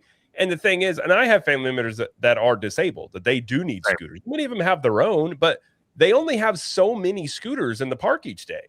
So if you get a whole bunch of people buying these things up, guess what? People who actually need it cannot use it. And all you're asking for is and we've seen Disney do it time and time again, and Universal would be the same situation if it happened there. If enough people start, taking advantage of something, they will come crack down on it. So you have more regulation, or maybe, I don't know if they'd increase the prices on these things, but they might get to the point where you have to show you are handicapped to get one or something like that. See, that's what I mean with the disability pass at Disneyland, because I have a friend at work, his girlfriend uses it, and he tells me all the time when he goes to like Universal or he goes to Disneyland and he goes to Halloween Horror Nights, he says it is such a process now to get a Dawes pass than it was in the past, because people just abused it. And they were openly abusing it. I'm not going to put anybody on blast. I knew people that were getting DAS passes and just going up and saying, I have anxiety. And they did not. They did not have any disability. And it became an open thing. And so when Disney cracked down on that, a lot of people got mad at Disney. But I was like, I knew a couple of people that worked inside of Disney that even said, like, this has been a problem for a long time. And it's just like, if you have people that are manipulating a system, especially in a place like Disney World, things like that, it's like, if a small group does it, okay, whatever. It's still not cool, but it's not affecting. Once you hit kind of like critical mass on some of this stuff, that's when it becomes a big issue. And it's just one of these things where, personally speaking, are there times in the park, like when I'm pushing my kids in a stroller and I'm like, it'd be nice if someone pushed me around. But you know what? I'm very thankful that I am fully capable to walk around a theme park. And I love walking around a theme park. And I wouldn't, if somebody offered me a scooter, I wouldn't. I'd be like, no, I don't need it. Like, I'm not in need of this thing. No. And I think like it's just a societal thing of, you don't need it, yet you're getting it. Everybody that looks at you knows you don't need it. And it's just because you don't want to walk around a theme park. Well, and here's the thing too, Jared, to your point, if you have, let's say you have a family member who has a handicap placard that you put in your car, right? And you decided, well, you know what? I'm not handicapped, but I'm going to use their placard and I'm going to go and so I get better parking when I go to the movies or something, right? Out here, I don't know how it is. Each state's probably different. Out here in California, that's like a $250 fine. It is. Ooh. Right? For using a handicap placard if you're not really in need of it. If you're using like a family member's placard. Now, what these people are doing with the scooters is basically that same thing. You are not in need of these things, and you're using these scooters, in a bad way. So, I mean, look, the state will fine you for doing this kind of stuff, taking away a spot from a handicapped person. Disney's going to come down. If this is a widespread problem, and our friend Gator in the chat saying, don't even get me started on it. So clearly in Florida, at least at Walt Disney World, there's a lot of problems with this. There's a lot of scooters at Walt Disney World. A lot of scooters. Well, see, that's crazy. Go ahead. See, that's what I mean. Because let me ask you, OG, because we're both on the West Coast. Sure. Have you ever experienced being at Disneyland, whether it's Disneyland or DCA, and having these type of problems at all? Besides that Oblivion dude? There was somebody else, wasn't there? Like recently? Was there? I've seen people abuse other things like the Dawes pass. That for sure. That's rampant. And then also even with strollers, I've seen people abuse that, like kids that are too old for that, and they kind of put them in there, things like that. Okay. I've seen abuses of all this stuff to some degree, but go ahead. Well, the only reason I bring that up is because me and you have consistently said the Disneyland Resort is a locals park. You look at Walt Disney World and Universal Orlando being a tourist destination, I'm not surprised that almost every other month we're seeing some type of bad behavior with some type of, situation, whether it's scooters, people starting fights over a stupid churro or whatever it might be. But it's just like exactly my point. So, I mean, and to be fair, most people, and this is one of these things too, where it's like, are most people doing this? No, 98% of people in a theme park are not doing this stuff. But it only takes, it's like a society thing too. It takes a little bit of people to cause problems for everybody else. And I feel for it, and I even felt for the DAS people, because I knew people that were, had to get DAS, and now they're denied it, basically due to people abusing it. And so, like, once you start implementing these things, like, there are people that end up having things that they rely on to go to a theme park they're not able to do. I mean, we even saw after Stardust Racers and that tragedy that happened there, Yeah. you know, that gentleman should not have ridden that ride. He did. That tragedy happened. And then they changed it to where now people that are in wheelchairs that may have been able to ride many of these rides before, now they can't. And so these are the things that happen in a company the size of a Disney and Universal. And it's just one of these things where, and someone pointed out that they don't have this problem in Japan. It's what happens when you don't have a high society. When there's no longer trust amongst your fellow person of like, you know, they're going to act in their, I guess, a responsible manner. And once people start doing that, then you have to have rules because people aren't doing what they're supposed to do. And it's annoying. And I just feel like this is leading toward a Wall-E future, what they said in Wall-E, where everybody's on a scooter and it's just like, it becomes pandemonium at that point. Well, I agree. And this is why I'm very much against this like thing where, like, you know, out here in California, like with the Magic Key people, right? The locals who go like 3, 4, 5 times a week. And then they get on TikTok and they're like, oh, I have this hack and that hack, right? To like skirt the system and do all this stuff. And I'm like, I mean, look, these people I don't think these people mean any like ill intention or whatever, but like the outcome is not good, because what you're doing when you're encouraging people to hack the system, what you're doing is you're forcing Disney to buckle down on you even harder now, because now you're advertising that how to subvert their policies. Like, come on, guys, right? Go ahead. See, it's quite interesting because it actually leads into another topic that you guys are going to talk about, is being that with all the cameras that are at the parks, whether it's Disneyland Resort, Walt Disney World, you know, and being that Disney has, you know, a social media team. Okay. Every company has one. I don't care what company it is. They all have them. And I'm actually kind of surprised they don't.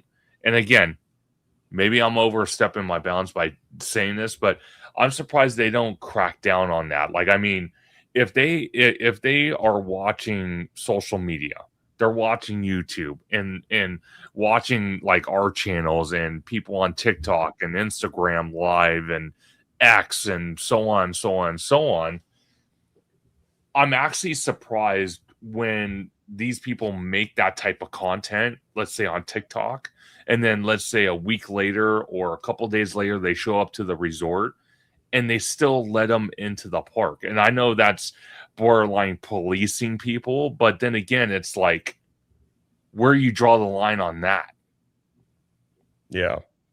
Seriously, where do you draw the line on that? Because if you're a company and you're aware of, let's say, again, Oblivion showing up, and he's known for, you know, having SWAT, you know, SWAT causing issues for guests in the park. That's what I mean. Yeah. That's what I mean. Then why would, like, the first camera that would see him would be in the park instructor? Why wouldn't security go up to him and say, hey, you know what? We can't allow you into the resort. And again, I know that seems harsh. I know that seems unfair. But then again, would you rather nip it in the butt, you know, outside the resort to a point, or would you rather wait until something happens inside the resort and now you have a bigger problem? Well, yeah. Well, the thing too with people that are like, you know, like influencers and what have you. I know, was it Kai Cenat? He was at Disney World with Tyla, right? And I think that they had to leave early because they were causing such a scene. Which they will do if like you have a celebrity. If usually they're like, they have VIP tours and stuff like that to kind of like, that way they don't get crowds. But like, if you're, let's say if you're an influencer and a bunch of people start coming up to you, they will shut that down. And it may not be anything of your fault or you're doing, but they'll be like, we can't have you being like a sideshow in the park, because they want the park to be the show, not another person in there. Exactly. And sometimes I think Disney, at least out here in California, I think sometimes they do give these celebrities like a guide, and that sometimes the plaids. Yeah, the and plaids. They're like trying to be incognito too. Like they'll kind of, you know, they got like a hat. Like Matt Damon was around Disneyland like I think it was last week. Yeah. And yeah, he's like, you can tell it's him if you really look, but like just by walking by me, no, it might be one of those things. But like, you know, he wasn't like had a camera out, want to make a big deal about it. No. Versus these influencers are trying to be seen. And I think that is something that is very different from different types of, I guess you could say, celebrities. But I don't know. I saw this and I was just like, it's just one of those things where, you know, has this happened in the past before? I'm sure. But now you got social media, and not only are they doing it, they're putting it out there and it's being filmed. And it's just, I could definitely see there being a crackdown on this, on something else again, that the people that end up suffering from this are people that would have to go through extra steps to be able to use things that they normally were able to use without any issue. And I think that's unfortunate. That is. And I completely agree with you. And then people will come down on Disney as being like, oh my God, look at Disney, look what they're doing. It's like, well, you guys, like, you know, can you blame them? You know, and that's the unfortunate thing, is that Disney will get the heat for it, for just trying to protect people that actually need this stuff, because people are abusing it and trying to get internet points, you know? Yeah, very true. And Led Ruma says, if I ever see Jared at a park, you better believe I'm yelling influencer while pointing at him just to make sure people are aware. I would be looking around and be like, who insulted me? Who called me an influencer? That is, I didn't know we had beef in the park. But no, I mean, God, you know, it's just, I've seen it a few times. I want to say back in the day, Tim Tracker had an issue with that at one point. Like they were kind of having like small little like, hey, come see me in the park, but it became too big. And, you know, it's like, it's a, and now great, obviously he, you know, handled it different. I'm sure. I think now at this point, they, you know, he says hi to people, but don't line up and, you know, you know, stuff like that. But it's a fine line with this stuff. But just knowing how Disney operates, like if this continues to be a thing, they will crack down. 100%. They just 100% will. And it's if they crack down, it's only going to hurt everybody, not just a small amount of people. It's going to hurt everybody, and I don't want to see that. You know, I use, like I said, I use my platform to kind of escape from my 9-to-5 job. I use my platform to sit there and give a perspective on what I'm experiencing at the parks on any given day I go. That's what I like doing. And some little jerk off like Oblivion or these ladies that would ruin that for me, it would be a massive disservice, because it gives me the opportunity to, again, forget about work, get out of the house, go do something fun, and do something that is good for, you know, mental health, and do something that's, you know, well, it's something you enjoy, and you're just giving. Like I've always had the issue, like, you know, I always tell people all the time, a lot of people disagree, they agree, whatever it is. Sure. I'm just giving you my perspective on certain things going on. But one thing I won't ever do is, like, I'm not going to lie to you. Like, you may disagree with me, but I'm not going to get on camera and be like, I'm just going to, you know, have some sort of propaganda. But I think that's why YouTube channels are a thing, because people say, you know, I watch channels a lot that I don't necessarily agree with the person all the time, but I think they're entertaining. I'm like, hey, I don't agree with, and you're never going to agree with everything somebody says, but it's a fun thing to do. And, you know, hopefully stuff like this and like Oblivion and all these things like that doesn't mess that up, because there are people that cause problems. If there's really good content creators or really good people that do try to, like Carp Walrus down here in Disney World and Universal. I don't know if you guys know who he is, but he's really good, really respectful, doesn't bother people. And there's people that do, most people do it that way. It's just the ones that cause problems, get the attention. Like you said, Jared, and this is probably going to be the last thing I say for the night, but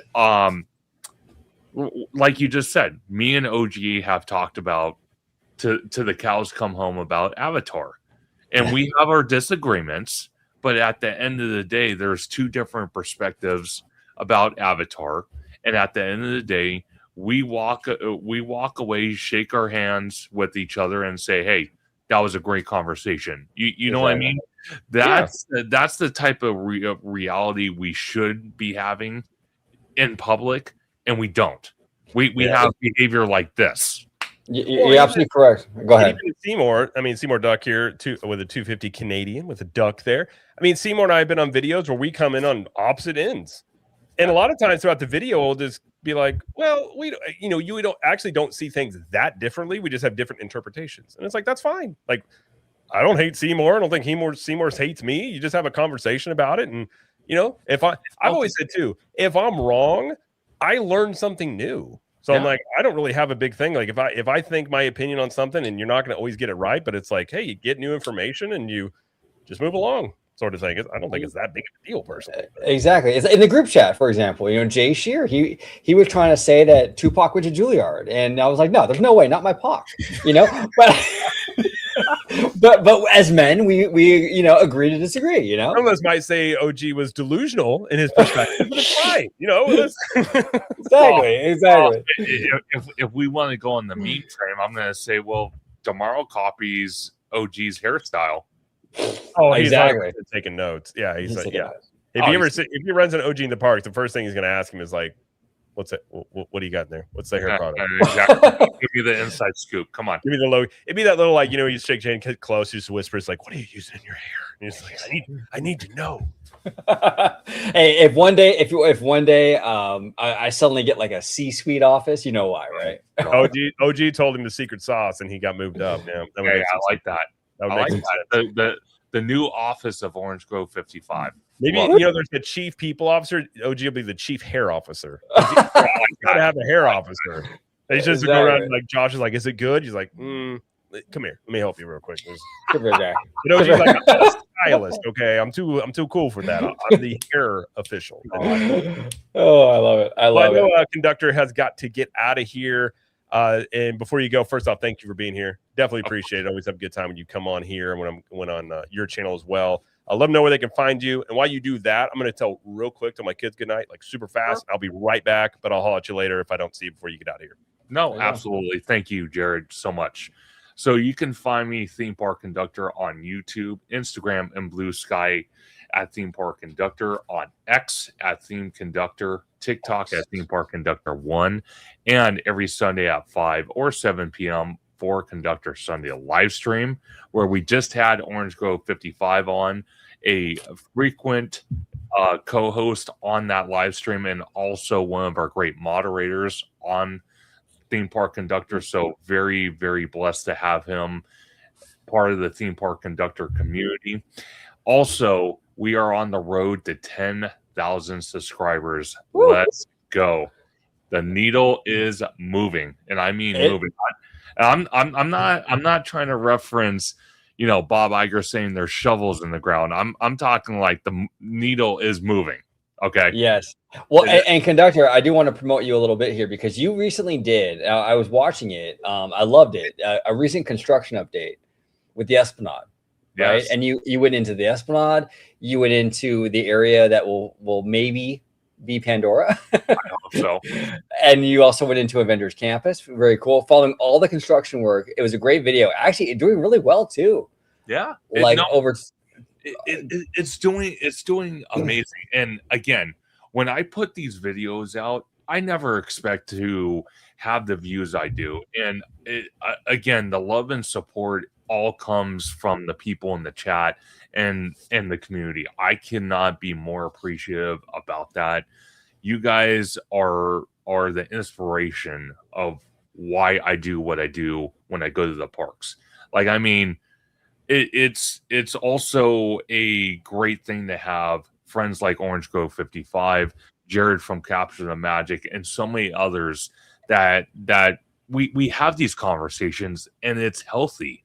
So there's nothing wrong about me and OG disagreeing about Avatar, or me and Jared disagreeing about something in Walt Disney World. It's a healthy conversation, and on top of that, you have the chat to help with that. And again, that's the type of reality I wish we were in, but we're just not. We're in the reality of finding entertainment as jackass behavior of 3 beautiful women on scooters that probably don't need scooters in the middle of Epcot. Let's be fair.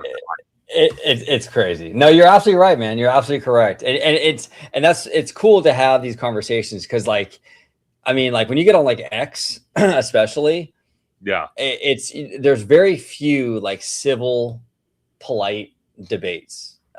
It's very ugly over there. So it's fun to come on here, and we can all talk and nerd out and talk shop, and we can disagree, and we can all still be friends and laugh about it and the whole thing. So it's great. But Conductor, I know you're off to record some content. Speaking of content, so have a great recording, and everybody follow, support, subscribe. Theme Park Conductor. Him and I will be doing some content later this week too. So Conductor is a very busy man. Busy I man. stay busy. Like, I mean, I think I might need a secretary. Like every day there's content, and I love it. Yeah. I do it Yeah. for you guys. Like, I mean, sometimes my job, I hate it, but you know what? I think in my mind, I'm like, okay, I'm almost out of here. I get to go home and make content. Perfect. Let's do it. Yeah, it's fun. It's fun. And you and I drop a ton of content. And sometimes I'll get messages from people like, man, how do you do all that content? I'm like, bro, when you're having a good time, it's super easy. Like, Totally. like my 9 to 5 job, I'm like, every minute of that is like torture. And I'm like, is it ready? Is it ready yet? This stuff, I can do this all day long. Talk this shit with you guys, bro. It's all good, right? You know, so if you're having a good time, it's easy to do it. You know, I can't even do 2 minutes of overtime on my regular job. It drives me crazy. That's true. You know, it drives you crazy. But anyway, Conductor, everybody give a big shout to Mr. Theme Park Conductor. Follow, subscribe to him. And it's always good to see you, brother. Have a good one, okay? Will do. See you guys later. Later. All right, so we're going to wait for Jared to come back. But Theme Park and Things with Johnny says, we never had issues till these TikTok people and kick streamers came to the parks. Yeah, I mean, honestly, it's an issue. Social media in general, Theme Park and Things is an issue. And look, I'm not one of these people that's going to come out here and say like all social media is bad and blah, blah, blah. I utilize social media to do these videos and interact with everybody. And there is a lot of good stuff that comes out of social media. At the same time, though, Theme Park and Things is not wrong. There is a lot of douchey behavior out there on the interwebs. And it's very, very unfortunate. And that bad behavior, unfortunately, affects a lot of people that tries to behave, you know, and it's a huge issue. Remy D, give us a review of the Mando and Grogu overlay of Smuggler's Run. Okay, yeah. Remy, I'm glad you brought this up. I actually was at the parks for D23 weekend with the one and only Mr. Webber and Alan from Almighty Coasters and his lovely girl, Lexi. But we got to ride Smuggler's Run. This is my first time actually riding it with the new Mando like overlay. I liked it a lot.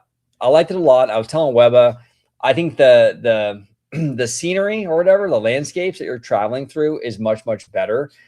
The issue that Webber and I both had, though, with even this new one with Mando, I don't know, the gunfire, the blasters, it still seems very video gamey, and it's not coming from the right spot on the Falcon.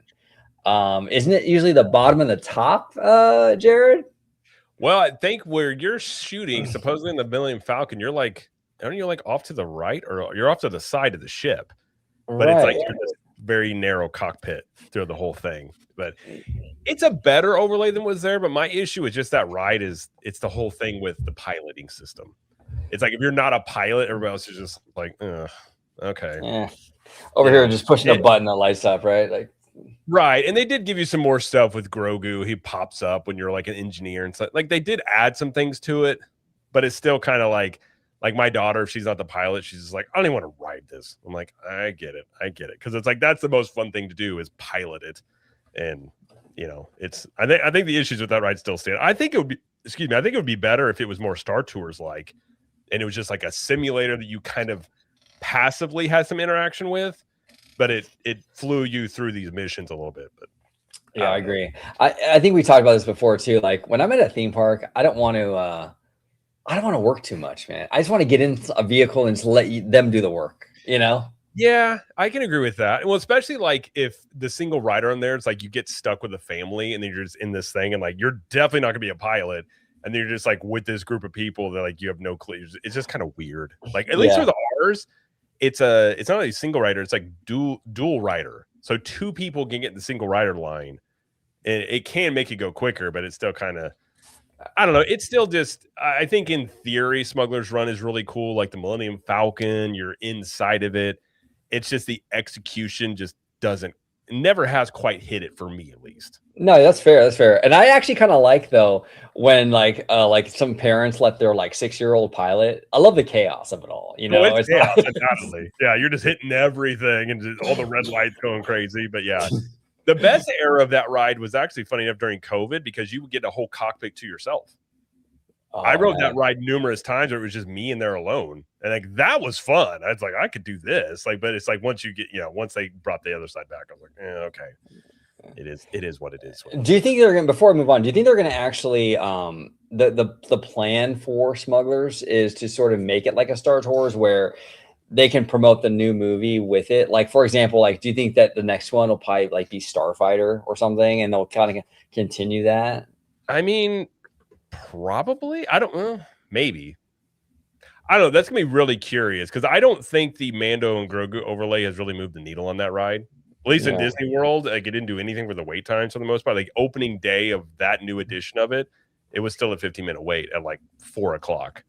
Webba and I walked on, bro. Like, and that was D23 weekend. We walked on. Yeah, it just doesn't have a lot of people want to take their picture in front of it, but I don't think the ride itself has a lot of demand per se to put out there. But yeah, I don't know. Maybe they'll continue. I would just be glad if we just get the John Williams music. That's all they got to give me, and I'll be somewhat happy. I would be.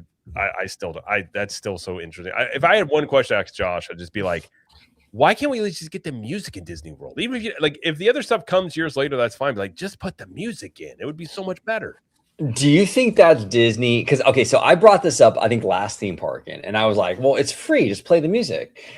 But then someone in the chat said, like, well, it's not free. They got to pay Williams for every time they play that stuff. They got to pay Williams. Williams gets a check, right?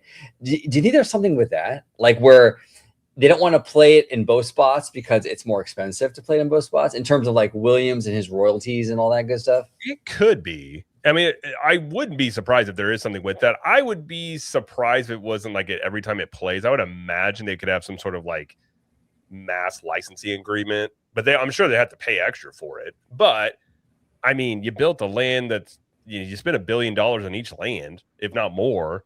It's like I don't know what that cost would be, but I think given how much better it seems like it makes that land to me, I think it would be worth it to go that extra mile to do it. Which realistically, like if they did it in Disneyland, they'll do it in Disney World at some point. They have At least I would be shocked if we're 5 years down the road and it's still not in Disney World. That to me would just be weird. That is kind of weird. It was weird to me too with Galaxy's Edge. They were like carbon copies when they opened, but now it seems like any kind of entertainment stuff that happens, like new changes, it's only Disneyland. And I don't know if it's only Disneyland because it's kind of like we have like a locals market, so they're trying to keep it fresh more. Where Disney World like tourists, so they don't really like it's once every like decade visit, so they don't really care as much. I don't really know, but it could be that. It also could be. I mean, they're headquartered in California, so it could be like they do it first there. My guess has been all the time like they figure out what works, what doesn't. And eventually, they take the SOP and take it over to Disney World. I think that's why a lot of times it happens at Disneyland first because like they're closer over there. Like Imagineering is closer over there. They can kind of like be more hands-on with it during that process. But it could also be because it's a locals park and Disney World does have much more, I guess I would say passive traffic. Like people just hear Star Wars like, oh, let's go to Star Wars Land. So it probably maintains a higher amount of people in there than Disneyland's does. So I don't know. That'd be a good question. Actually, I'm going to ask ChatGPT, does Disney have to pay John Williams money? Yeah, I'm curious about that. Because I think I would think they would, but maybe not. Let's see here. Let's see what it says. It says here, okay, it's searching. It says potentially yes. More complicated than Disney has to pay John Williams. The key distinction is who owns the copyright and what rights are being used. So Disney doesn't necessarily have to pay John Williams directly. They don't really know. It's a long-winded answer here. It seems like it's unknown. I mean, that's the thing. Even if Disney owns Star Wars, they may not have that copyright on the music itself. That may be John Williams because he wrote it. Right. Because even though they own the music, he was the talent behind the music. Like, even though technically Disney owns the movie Star Wars, you know, I'm sure Mark Hamill still has to get his checks when they play the movie, though. It's like Williams is kind of Right. like the same. I feel like the same kind of thing, where he would have to get some sort of like residual check or something. Yeah, there's probably something in there.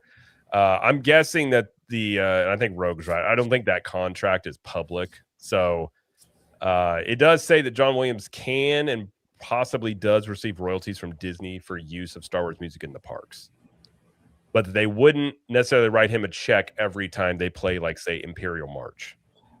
Gotcha. So it's like what you were saying, like a bulk A licensing. lot of times it's like a bulk licensing thing. A lot of times I would imagine that's what that would fall into, but that's an interesting question.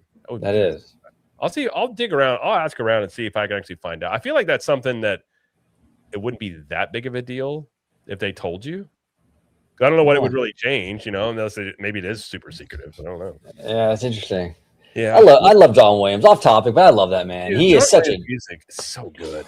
bro. It's just, I mean, that's the thing. Crazy thing about, if you look at what, especially Universal has gotten right about their lands, especially like because of Wizarding World, it's just the music they play. Like, the minute you walk in, like, if you think of movies, how much like if you think about Star Wars or Harry Potter without the soundtracks, those movies have a completely different feel to them. Oh yeah. And It's so, different. like, I've said this, it's the same thing about the lands. Like, if you have the music accompanying it, like Super Nintendo World, you have all that Nintendo sounds and music playing. It just creates a more immersive atmosphere. So I still, even if they have to pay, I would imagine at some point it's still, at least I'm hoping, it still comes to Disney World. I think it will. I think you guys are going to get it, and I do see there is a renewed interest or sense of urgency when it comes to Florida lately. Yeah. Because I do think Universal is tapping into that market share more than what Disney's comfortable with. So I think that I think you will. I would imagine. I'm just surprised they didn't announce that at D23. That was surprising to me. I am too. I thought that would have been like especially as light as it was in some of this stuff, like that would have been an easy one to just throw out there. Just be like, hey, this is coming in like whatever it is, 6 months or whatever the date is. But we'll see. I have hope it still comes because it's, you know, I have my issues with Star Wars as it is now, but I'm not gonna lie. If you stick that John Williams music in there and you got Darth Vader walking around, I'm gonna go to Galaxy's Edge. I'm gonna enjoy it a little bit. Hell yeah. Yeah, but I think they might. I'll be curious about Starfighter though. I think there's gonna be a lot of heavy cross promotion, especially where Star Wars is. You could really see them pushing that because they got Ryan Gosling involved in it now. Yeah, I could see them having a pretty heavy push for that. So we'll see when's that movie coming out? Next year? I think next year, isn't it? Like next May, if I'm not mistaken. I think so, if I remember correctly. I mean, there's a lot riding on that bad boy. I'd tell you that much. Well, that's it. I mean, what do they do? What do they do if that doesn't hit? Is a good question. Like, I don't know what direction they go at that point, because at this point, it's like you'd have to. I mean, I don't even know. Like, if that thing flops, oh man, which I don't know if it will. I mean, Ryan Gosling is still. He's a big enough star, especially lately. I think him alone in that will gain interest. And so I think for most movies, if the word of mouth is good on it, it's got a really good chance. It's just, I'm curious about the appetite. Like, if it is a good movie and let's say Ryan Gosling has the star power, what has been done to Star Wars where that still wouldn't be successful? Like, if it's like, that'd be the crazy thing. If it's a really solid movie and everything and it still doesn't do well, that's probably a bigger problem if you're trying to figure out how to fix Star Wars, because then you're talking about like major brand repair, and what is their approach to that? Well, yeah, if it's a great movie and people still don't care, I mean, that's rough. Because you can fix, okay, if it's a bad movie and people don't see it, that's fixable. Okay, Right. We'll make a good movie next time. But if it's good and people are loving it and no one sees it anyway, Yeah. that's a bigger problem. I don't know what they're gonna. I don't know what they would do with that. I don't. Maybe they would take a break for a while, but I don't even know if the breaks really matter, because they took a break after Rise of Skywalker. We didn't get a movie for how long, and it still didn't really make a difference, you know. Well, but they did have a bunch of slop show up on Disney Plus though. That didn't help at all. Like, That's the true. Acolyte didn't help him any. I mean, some of this stuff, like I think a lot of people did like Andor. I didn't see it. I did hear people say they liked it. Some people liked Ahsoka. I did not like Kenobi. Acolyte was, in my opinion, was terrible. Yeah, I don't know. I think that didn't help him at all. So that would be very curious because that'll be the test. Well, it's also very interesting. I know we're going off the beaten path, but just one last thing. Josh is on this thing. Josh DeMauro is on this thing right now. We heard it at the Parks panel. We're listening to fans. Yeah. And he does love to give people what they want. So I'm curious now that he's running, the studio end of it too, really. I mean, Dana technically is, but he's her boss still, right? Right. So are they going to do more of the fan servicey stuff? Are they going to do stuff that like fans been asking for a long time? I mean, they might. It's definitely on brand for DeMauro and his team, I would think. Yeah. Well, and this isn't really a DeMauro thing because this is already set in motion, but I think Doomsday is fan service on some level because what did people say they wanted back? The original guy. So you got Steve Rogers back, not as Cap, but as Steve Rogers. You got Thor back. You did bring RDJ back. Now you got the Russo brothers involved with bringing Doom. So like they clearly are, at least Marvel speaking, are kind of in more of a like, okay, we hear the feedback here. We're gonna, we'll see what they do with like X-Men going forward and things like that. But yeah, I mean, I think a lot of things inside the company could be beneficial to actually listen to fans. And like you said, you can go too far, but I think with things like Star Wars and Marvel, you have enough of a library to know what's popular and what's not within the overall fan base. And I think at this point, the sequel trilogy I think the thing if you really want to get people back, and I don't think they'll do it, would be decanonize the sequel trilogy. I don't know if they have the appetite to do it, but if they find themselves, let's say Starfighter fails, I mean, at that point, it's like, you're kind of at the bottom of the barrel. Like you don't have a lot of good options left at this point, other than just milking what is left of Star Wars, which is still probably decent on some level, like the original trilogy and celebrating that stuff. But if you're really wanting to keep Star Wars going as a brand, like you may have to start thinking outside the box, start doing some wild stuff. Well, Seymour is saying that Zelda and Starfighter are being released 1 month apart. I mean, that's going to be tough, man, because Zelda might be big. Yeah, I don't know. We'll see. Yeah, Zelda could be massive. I hope Zelda is really good. Me too.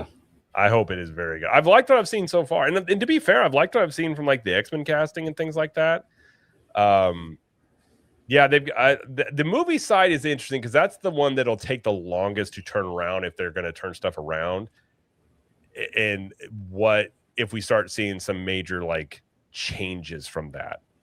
Would be very interesting, of like big time people leaving or new people coming in, or what would be wild is if they got desperate enough or to the point they bring back John Lasseter. Now that would be a move if you were able to John back, would be very interesting, but who knows what the chances of that are.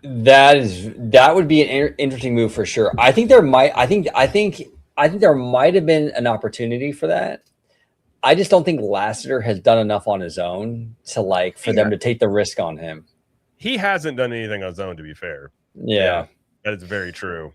It's hard to replicate what Pixar. I mean, you're even finding right now Disney themselves having a hard time replicating what Pixar was, let alone just John Lasseter on his own. So it was almost like it's like a sports team when you got all these groups of guys together and they're like solid and they all go off on their own teams, and like a lot of them just don't do good anymore. You're just like, they're not just bad all of a sudden. It's just like it was that right mix of people that were there and like the right leadership. It was just a great fit for everybody. And then now you just don't quite have that. And that's almost, if not impossible, to really recapture. Like, it's like, I don't know of any, I'm trying to think of a studio that's really like recaptured their former glory all the way. And I don't know. I mean, Marvel's trying right now. I think Disney Animation did a few, so they lost their mojo when Walt died in the 90s. They definitely did. They got it back in the 90s. Yeah. Yep. That's a good point. But even that was a massive effort by Eisner, though, too. Like he made that a mandate of like, we need to bring this back and what it was. But yeah, I hope it can. I mean, they don't have any problem with the sequels. It's just the original stuff. And I don't think Hexed is going to do very well. I don't either. I feel like Hexed is Elio 2.0, really, from what the vibe I get from that. It doesn't feel It's weird. It doesn't feel like a Disney. It feels like a DreamWorksy or Illumination kind of thing or something. And you've made that point before. Like Pixar and Disney Animation don't have like their own distinctive personalities anymore. No, They kind of just feel like the same. Like even the text, I'm not even really sure what. I'm pretty sure that's Pixar, but if you were to tell me it's Disney Animation, I'd be like, oh, okay. Like it's just they don't have that, which is why I think it's possible that those merge because there's nothing distinctive about the two of them. If you're looking to cut costs, I mean, those two massive studios, I'm sure you could cut a lot of costs by combining those. I'm not saying that's a good move. I just could see them doing it from a corporate end. oh, I could too. And they keep cutting Pixar. Yep. I mean, the Pixar just got a huge round of layoffs again recently. Even after Toy Story 5, they still laid all those people off. But they're not really laying off on Disney Animation side, though, are they? Not that I know of. So they might merge those two together. Now, the only thing maybe saving Pixar is that Pixar is a pretty solid brand. You know, I mean, they named a whole area after it, Pixar Pier at California Adventure. So it's like it's a solid brand. People love the brand of Pixar, so maybe they won't do that because people do like the branding, but like I don't know. It seems like it's getting a little redundant, though. I don't know. Well, what is the last Pixar original that really did great? Was it Coco? Was that the last one that was probably like beloved? I mean, Hopper did like okay, right? I think like just okay. I don't think it made money. I don't think Hoppers was that. I saw Hoppers. I thought it was pretty entertaining, but it didn't do that well. I think it made 500-ish million, I think, which means it probably lost money, maybe broke even. But yeah, and like Kiki and Lucas said, Frozen going to make $1 jillion. The sequels make money.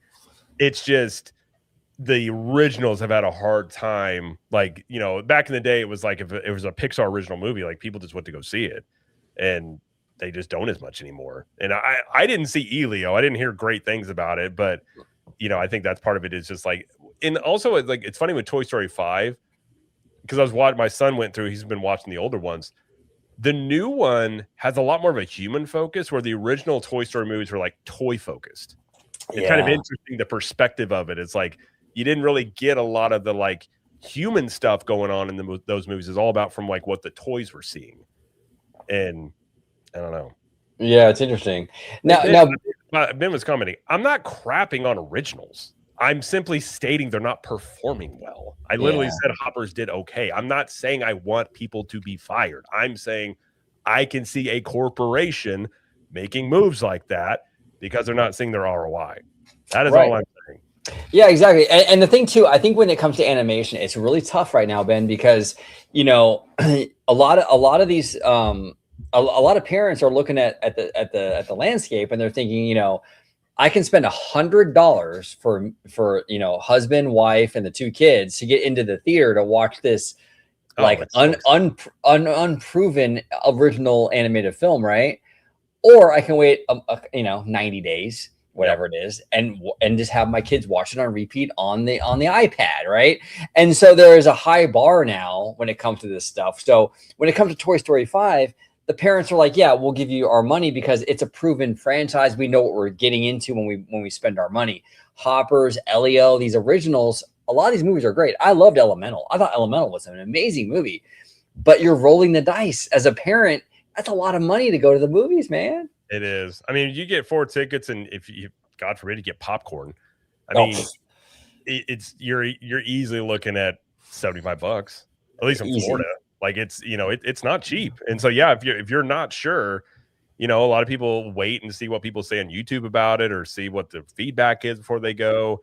And, you know, when you're a parent too, especially with these kids movies, they can do really well. But you also like, you know, as a parent, it's kind of hard sometimes to get everybody together to go to a movie. And it's not necessarily the easiest thing in the world too, but 100%. Yeah, but we'll see. I mean, I hope they get it back because I think animation is even for adults, like animation's a fun medium to play in. Yeah. And even the Toy Story movies are, they're for kids, but like as an adult, like Toy Story 3, like that's a great movie. Like just from a movie storytelling standpoint, you know, it is solid. Oh, absolutely, absolutely. And Seymour says these movies do well on Disney Plus. Okay, that's cool. Yeah, I mean, and that your point too of like people just waiting for it to go on Disney Plus. Yeah, and I would be they don't really report the subscription numbers anymore. but I would be very curious to know, like, do they get a lot of people subbing to Disney Plus for let's say, I think Toy Story 5 is going to be on Disney Plus and like probably pretty soon. I know you can buy it on Disney Plus right now, so I would assume it's going to be where you can just watch it on the regular here pretty soon.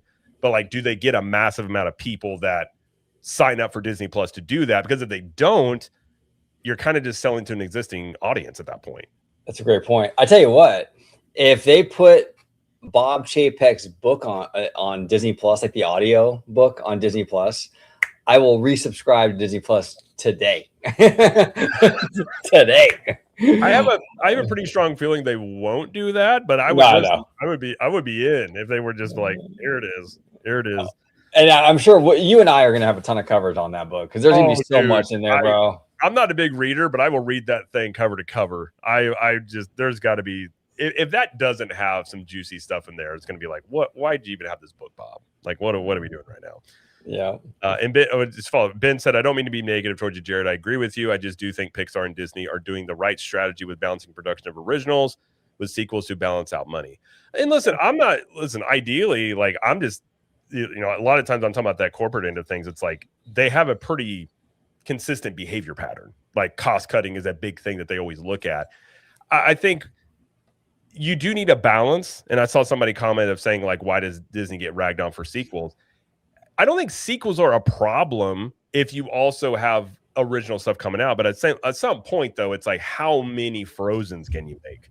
Like, how many, like, and then they kind of become redundant, where it's not as big of an issue if you have, and there's not as much pressure on sequels, by the way, if you do have original stuff coming out. And I think you can't hit a point. Vash is pointing this out as well. Disney looks at this as like investing into the IP sometimes, but you can also damage an IP. Like, I don't think Toy Story is damaged, but I don't think 4 and 5. I think 5 was I had some issues here and there with it, but it was fine as a movie. It's better than 4. But like, if you would have left it Toy Story 1 through 3, I mean, that's like a perfect trilogy. Yeah. Of those movies. And it's like, do you really need more?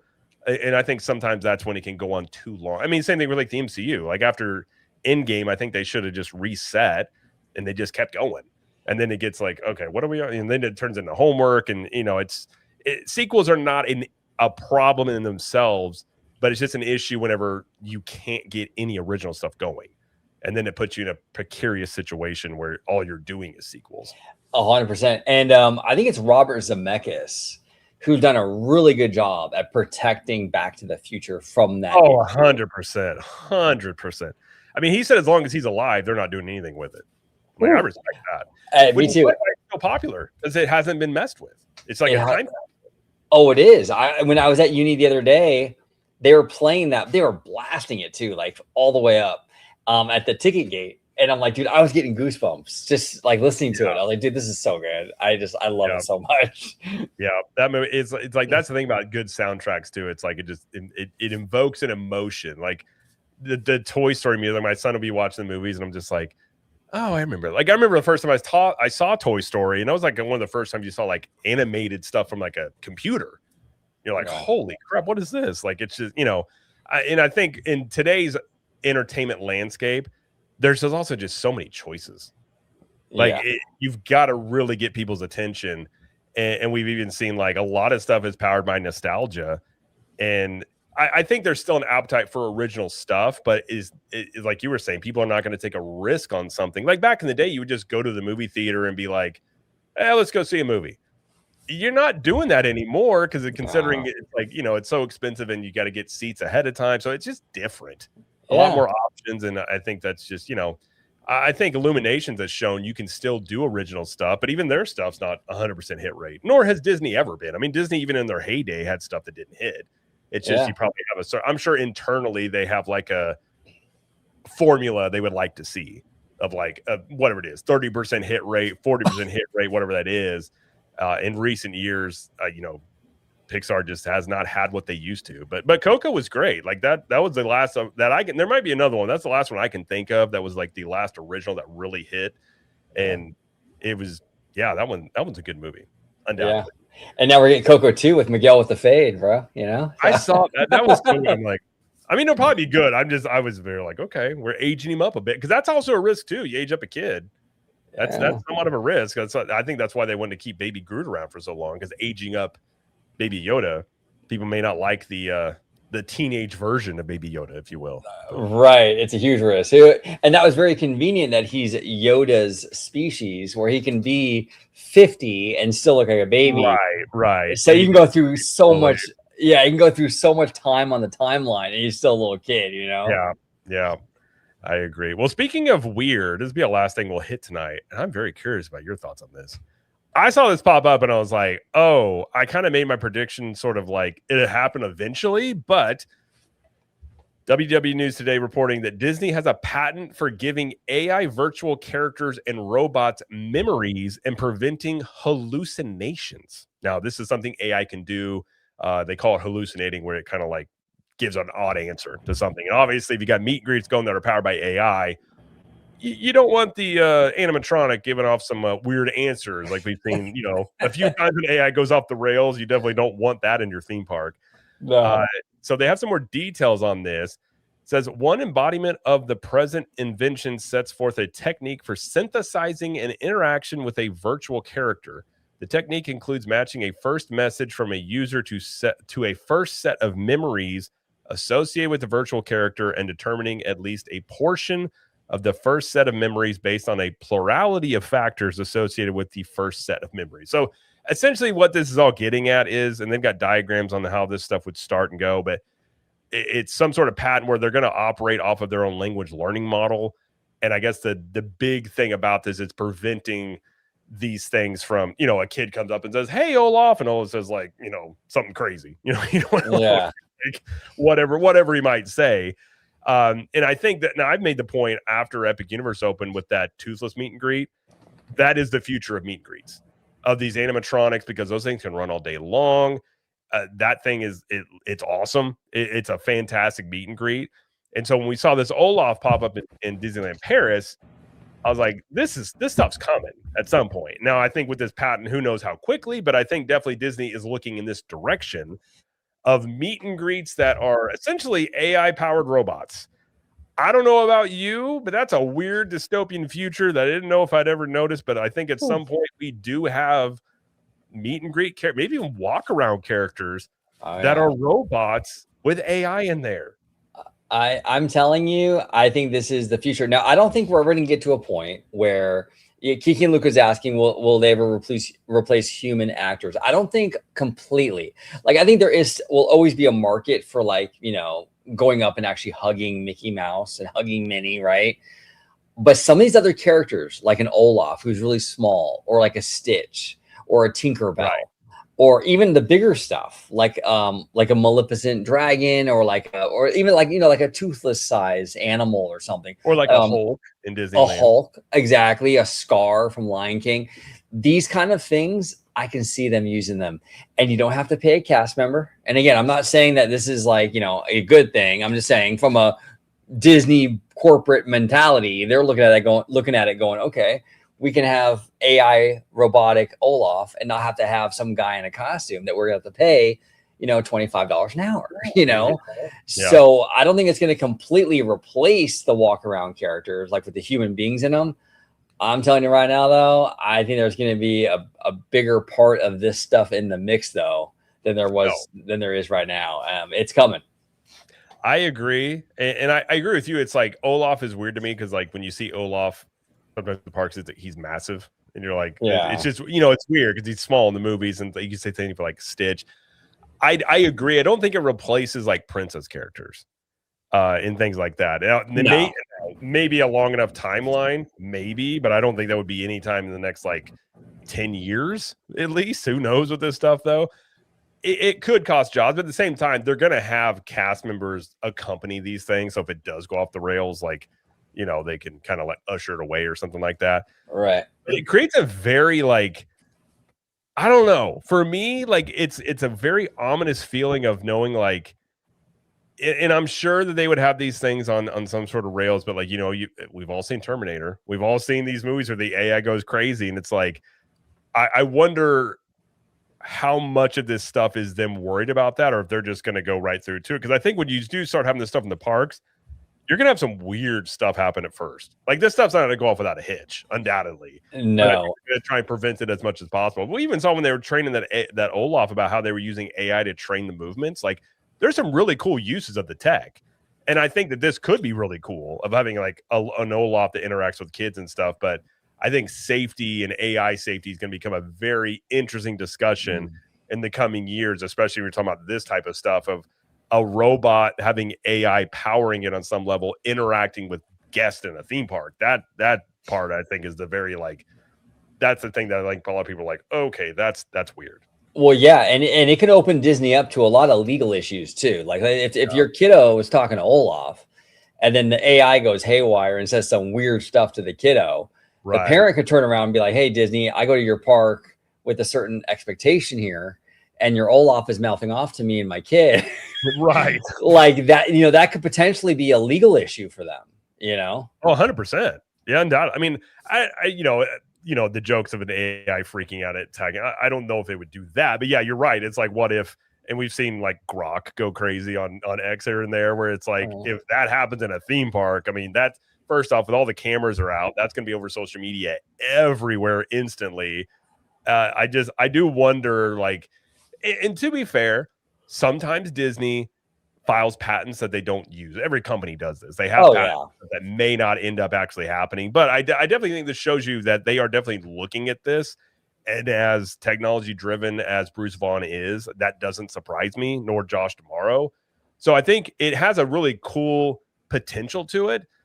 I am very curious on the other side of like, how much are they willing to take the risk of it? Or are they going to be a little bit more, I would imagine Disney's going to be pretty conservative with how quickly they implement this type of stuff into the parks, given all the stuff like you just said, lawsuits and, if people, another thing too, how do people react in a theme park knowing something is AI? Yes. Well, Jared, you and I are content creators, right? I mean, Supposedly. look at, right? Supposedly, right? rumor has it, right? Rumor has it. But like, here's the thing: we've gotten, I mean, we both have, and I think anyone in this space probably has at some point gotten, some heat for like if we do an AI thing or whatever. What's the reception? It's a great point that you bring up. What's the reception going to be from the general public when you have AI characters? Is there going to be pushback on this? Is AI getting to a point where it's so normalized where people don't care anymore? But it's interesting though, It is. And on that same topic, and I teased this before, and I was talking to you before the show. Speaking of AI, I want your opinion on this because this was posted by Theme Park Cheetah, and it says, the Magic Kingdom Express monorail has a new narration, and it sounds either text to speech or AI generated. I'm gonna play this and see what you think. It could be AI. I don't know, but here, I'll play this real quick. Those of you standing, please hold on to the handrails and stay clear of the doors. They will be closing in a moment. Thank you. Those of you standing, please move across your car to make room for everyone, and kindly offer available seating to those needing additional assistance. If you're standing, please hold on to the handrails and stay clear of the automatic doors. The monorail will depart momentarily. Thank you. I mean, it sounds like a human being to me, but the thing is that it's. I mean, I played with Google Gemini before, and we all have, and like, you can make it sound like a human being though. So I don't know. I know. I don't know. And I've played around with some of those voice tools, and it's getting remarkably good. Like even having like pauses, and like it'll even kind of be like like it'll do like human type of like things. I would have to hear it. To me, that sounds like what I've heard on the monorail before. But I think we're entering into a realm here where you may not be able to tell. No. And especially if I can't remember his name, but the guy that did those, he passed away, and I can't remember his name now. He was the narrator for a lot of the Disney parks. If his family agrees, like, they're going to pay to like the rights to his voice, you could definitely see in the future where this could become something. And I don't know if this is it or not. This could just be, again, I think a lot of the social media sphere is very AI boogeyman right now, like seeing AI everywhere. And so even if this is not, which from listening to that, I don't think that's AI, or if it is, it's very, very good. But Tom Kane. Thank you, Rock Blazer. Tom Kane was his name. Yes. I know he passed away, but he's the one that does, most of like when you get onto the buses and all that stuff. Like that's his voice you are hearing. I think that if, let's say, they did get some agreement with the family, it wouldn't surprise me if in the coming years that this stuff is AI generated. Well, and that's the gray area with the AI stuff, right? Because there's a lot of this fan stuff where it's like, we don't want AI. Okay, but what if, like, Paul Frees' family signs off on it, and you can get his voice back in these parks, and it sounds just like him. It doesn't sound like an AI version. It sounds just like him, right? Or Tom Kane. And it's like, yeah, it's AI, but like as a fandom though, wouldn't we want to hear these legendary voices again live on? So it's like there's that really weird kind of like we're stuck in the middle kind of thing, where it's like, oh man. Yeah, and like Kiki and Lucas said, can't stop progress, and we are in the midst of an emerging tech right now. And, there's going to be pushback. There's going to be people that are pro it. And I'm in not the popular side of the internet where I see both sides of it. And I think, honestly, at this point, there's way more AI usage than most people probably realize in these companies from the back end that you just don't see. And we've had that conversation before where, Imagineering now is using AI, but like they're not going to come out and tell you. Let's say Villain's Land was maybe, I have no doubt that there's going to be things about Villain's Land that had AI assistance. Undoubtedly. They're using it right now. But if you don't know the difference, what are people going to do? I feel like you're going to have this period of time where everything's a witch hunt. And Disney has had like really bad uses of like AI art in that Haunted Mansion gift shop and things like that. Like there has been some things where you're like blatantly, even Universal lately, some of their t-shirt designs, people are looking at saying this looks like it's AI driven. There's going to be this weird period as these companies like start using it, and it's going to be clunky, but at some point it's going to become almost seamless where people will not be able to tell. And I think that gets interesting because I do think as time goes along, a lot of the pushback against it will lessen as the time goes, kind of like the internet in many ways. Yeah. Really, what does AI become? And really, I think there's still questions about what that's going to entail, how much of an impact it's going to have on things. But I don't know. I saw that and I was just like, I'm not convinced of it. But it's still at the point I'm like, I think at some point it could be, and you'll just never know. Right? Yeah, no, you're 100% right on that. And you're right. There is this boogeyman sort of culture right now with, oh, this is AI and that's AI and shame on you for that. And shame, it's like, and this is the thing with people. It's like either 0 or 100, right? Right. It's like people can't like acknowledge that, like, yes, we don't want AI to like decimate every job. No. At the same time, can we also acknowledge that, dude, this is a cool technology and it could maybe, accent some of these processes and not completely eliminate it, right? So it's like, but people don't have the ability nowadays to do that. That it's either it's all bad or it's all good. There's no gray area, and you're an evil person forever using it. And like, what I'm saying? It's like, come on, right? So hopefully we move beyond that and we can kind of like, accept that AI is here, like Kiki and Luca is saying, and like basically, how do we work with it where we balance the human touch with the AI? And I think we will. I think we have to. I think if we don't balance it, none of us are working. Well, Elon Musk is out here saying we got like 3 years before like AI is going to do everything. I don't know if I subscribe to that, but listen, I'm not a trillionaire, so he knows stuff that I don't know. But I agree. And Rock Blazer here says, while I get skepticism at generative AI, it's so annoying when people see artwork they don't like and assume it must have been AI. Yeah. Well, that is my point too. There's literally like, there's just no middle ground. And on the internet, this like sitting in the middle being like, I see it from both sides is like the most hated position because people want you on their side on the argument one way or the other. And I don't know. I'm the same way. I see there's advantages to it. There's things that people can utilize for it. I think it will open up opportunities for many things, right? But it also has the potential to really decimate industries depending on what direction it goes.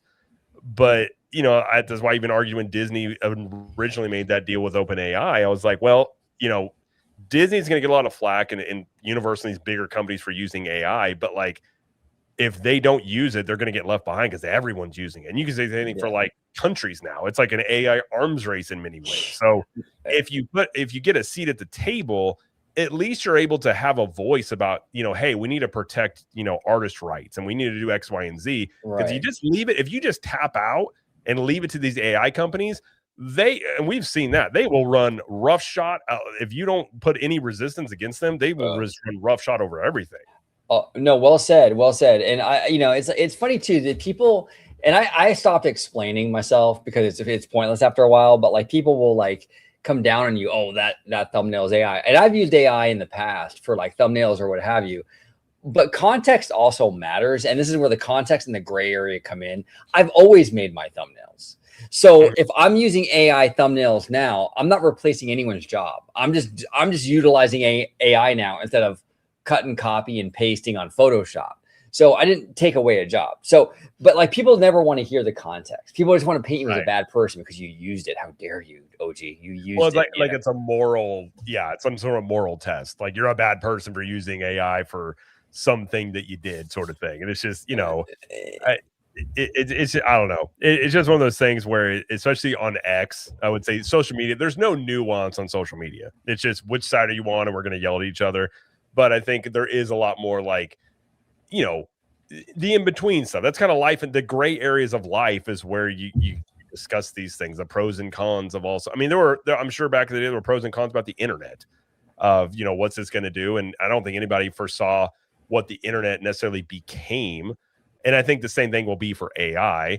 And one thing I always will point out, and I always, funny enough, Ben Affleck's the one that pointed it out on Joe Rogan months ago, was saying if you look at all the predictions of AI and what it's going to do and what it's going to replace, it's all coming from the AI companies. And they're trying to justify these massive evaluations. So, of course, they're going to say this and that and everything. But we're even seeing evidence of they're rehiring engineers and people because the AI is not cheaper. It's actually more expensive and less efficient. And so, that's an interesting wrinkle into it. Maybe it gets there at some point, but I think it definitely has its dangers. Don't get me wrong. Like AI can, I think we've all seen the movies and what it could do, but I think there is this potential of like, if you have a creative process, like Imagineering, I can see where, creative end of things, it could help assist you of getting things done quicker and sort of thing. But I think we are going to be in this witch hunt mode for a while. Yeah. And if this is AI, we'll probably never know. Because Disney's not going to answer that question one way or the other. No, and if it is AI, it's dang good. Because it sounds like a human being. And like I played with the AI voiceover stuff before, and I mean the stuff that I do on my own, even like I couldn't tell the difference. It sounds like a human being. Yeah, I took one of it. You can train it on your own voice. I took my voice because I have hours of videos. I just uploaded a bunch of stuff to it. I mean, I obviously can tell it wasn't me. And I think you could tell, like it just doesn't quite flow like a person does. But where it's at now to where it was like a year ago is vastly improved. So at some point, it's going to have a really weird world where like you could have an AI clone of your voice that no one would know if it's you or not. Dude, that's crazy. We've come a long way from Will Smith eating spaghetti, haven't we? Dude, that first thing you saw, like AI is stupid, and now you look at it now and you're like, oh, wait a minute, that's kind of crazy. That changed too. Yeah, it's wild. Remy D is a good point. Every studio already uses AI in all levels of story making. AI has already replaced storyboard employees. You used to need 30 artists to give 10 sketches. Now you only need 1 to do 300. Great point. It's true. Great point. Like, I agree with you. Like, I don't want to see people lose jobs and careers, but we've also seen throughout history, like when the telephone came along, telegram went away, internet comes along, it creates jobs, it costs jobs. Maybe AI will be the thing that takes all the jobs, or maybe it ends up being somewhere in the middle and people adjust. But I don't know. I just thought that whole AI, like, I think you will see walk around characters that have AI implemented into them that are robots. I think that is undoubtedly coming, and it's going to be wild. Crazy thing too, Disney's already dabbling in trackless vehicles. We see it with Zootopia. We see it with Rise of the Resistance. We see it with Mickey and Minnie's, right? Mystic Manor, right? These trackless vehicles. But we also have some of these like these walk around animatronics like the Olaf, right? I mean, can you imagine a day in like, I don't know, 15, 20 years where we're riding attractions like the Haunted Mansion and the animatronics are not bolted to the ground and they roam these set scenes using their AI brains and their AI memories? Like, how scary is that? But I mean, I can see that happening. Yeah. I never even think about that perspective, but that's very true. Yeah. Well, then, I mean, yeah. I mean, it's one of those things where it's like, I think everybody always be like, one of these days, those things are going to go rogue. You just never know. I mean, it maybe Terminator was wrong. Maybe Skynet is wrong, but it's funny how I think a lot of this stuff they looked at instead of a warning, they're like, that's a good idea. We should do that. Like, no, don't do that. Don't create. Like, you see China had like robot Olympics. Oh my and now God. these things are running faster than Usain Bolt. I was like, we don't need to be making these things go fast. I think that's like Jeff Goldblum comes to mind. You never thought just because you can, should you? I don't think. Thank you. No, that's 100% it. And I don't want to be on a Haunted Mansion and have these things like malfunction. Now I'm getting choked out by the hitchhiking ghost. You have like no. You come on, you just got a neck brace. So what happened? Like, I don't know, the AI robot just kind of went crazy and choked me out on the ride. I'm okay though. Can you imagine? It's crazy. It's wild. Oh, I guess man. you'd have a story to tell. But I think they looked at Black Mirror instead of a warning. They were just like, yeah. How about killer robot dogs? You're like, how about no? That's why would no? Like, Absolutely not. Yeah. We'll see. It'll be an interesting. Listen, the future is. I'm always an optimist. I know it's like glass empty, half full, or sort of thing. I'm always an optimist. I always believe in the human spirit to ingenuity and all these things like that. This is a different world, but I guess we'll eventually find out one way or the other, and then I don't know. We'll be talking about this, maybe like, yep, I was wrong. That was a really bad idea, or like maybe it's not so bad. Who knows? But you work out, so you're more prepared because you can. I'm ready for them. I mean, yeah, I'm at this point. It's like your reasons for working out change, and now mine are like, okay, impress my wife and fight off these AI robots. I got to at least give them some sort of resistance here. So I don't know. We'll see. Exactly. We'll see. But I think that brings us. We've been going almost 2.5 hours here. And we're going to end the stream now. It's a little after 11 o'clock here, so I'm going to chill out a little bit before I go to bed. But OG, thank you for being here. As always a great time. And thank you to Vash's audience that was here. Vash, again, had some internet issues. Hopefully he'll be back next week. I know he was very frustrated by it. Very frustrated. So it's internet issues are no fun, to put it that way. And I do agree with Remy. The other example is Ultron.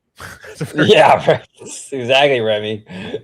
Ultron's a good point. Yeah, that's a very good point there.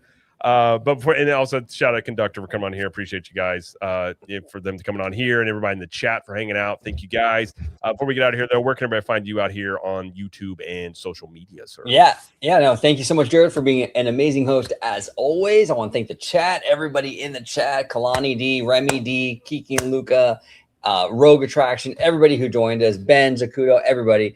Also want to give a big shout out to Mr. Vash Sky of Vash Sky Park Cast. Make sure you check him out if you're not watching this on his channel. He will be back next week, absolutely. And Mr. Theme Park Conductor. Make sure you check him out also on YouTube. And you can find me right here on Orange Grove 55, talking shop with this fine gentleman all the time, and Conductor and Mr. Webba and everybody here. We have a great time. You can also catch me on X, Orange Grove 55, and you can also catch me on Instagram, Orange Grove 55, which is a source of great, funny reels that we send each other in the group text. There's so many good ones. I thought about we should have like a meme segment on the show, just like some of the memes we find, because there's the gold ones out there. I did see one.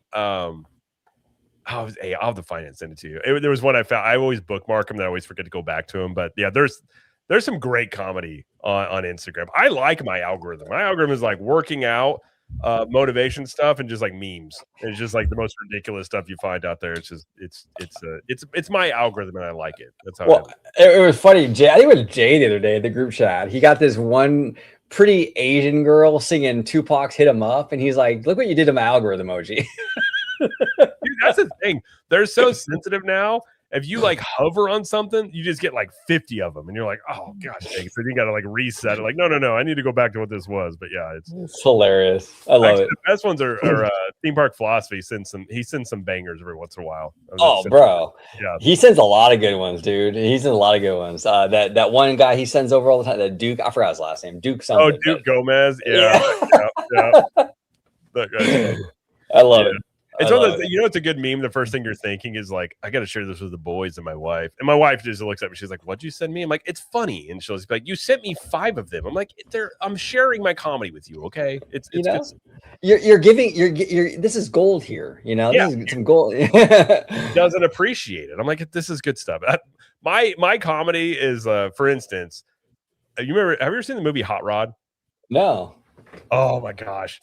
So it's Andy Samberg. It's got Bill Hader, Danny McBride. It's a goofball, like just a ridiculous movie. It is one of my favorite movies of all time. Me and my brother had the same thing. We went and saw it in theaters, and I'm not even kidding you. We were the only people laughing in the theater. It's like a very unique, like if you have that type of sense of humor, it's really funny. And if you don't, you're just like, you guys are psychopaths. So my sense of humor is Hot Rod. Anything that's Hot Rod kind of adjacent, that fits me to a T. I love it. You would like it, but it's if you like things that don't make any sense and like very subtle comedy, like you would like Hot Rod.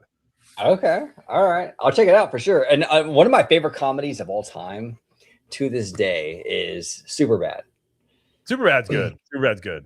That was a funny one. Those kids were hilarious, but and that's kind of my comedy. And like Dave Chappelle, I think Dave Chappelle is brilliant. Chappelle's good. Chappelle's very good. Yeah. There's a lot of stand-up I like nowadays. What's his name? He's the guy from Tennessee, Nate Bargatze. He's really funny. He's a pretty funny guy. But yeah, I love some good stand-up. Theme Park and Things says Spaceballs. Spaceballs is good. Spaceballs is solid. They're making another one. There's a scene in Hot Rod where Andy Samberg's character decides he's like, I need to be a grown-up, and he goes grocery shopping, and they don't point to it, and then his buddy confronts me like, what are you doing? He's like, it's time for me to give up my dreams. Okay, I need to be an adult. And he's got like this goofy, like he's got a tie on a shirt that doesn't belong, and he has a grocery cart full of just hard alcohol. That is it. That's all that's in there. It's just hard alcohol. And you're like, his idea of being an adult is just going and buying hard alcohol. But it's like it's just goofy.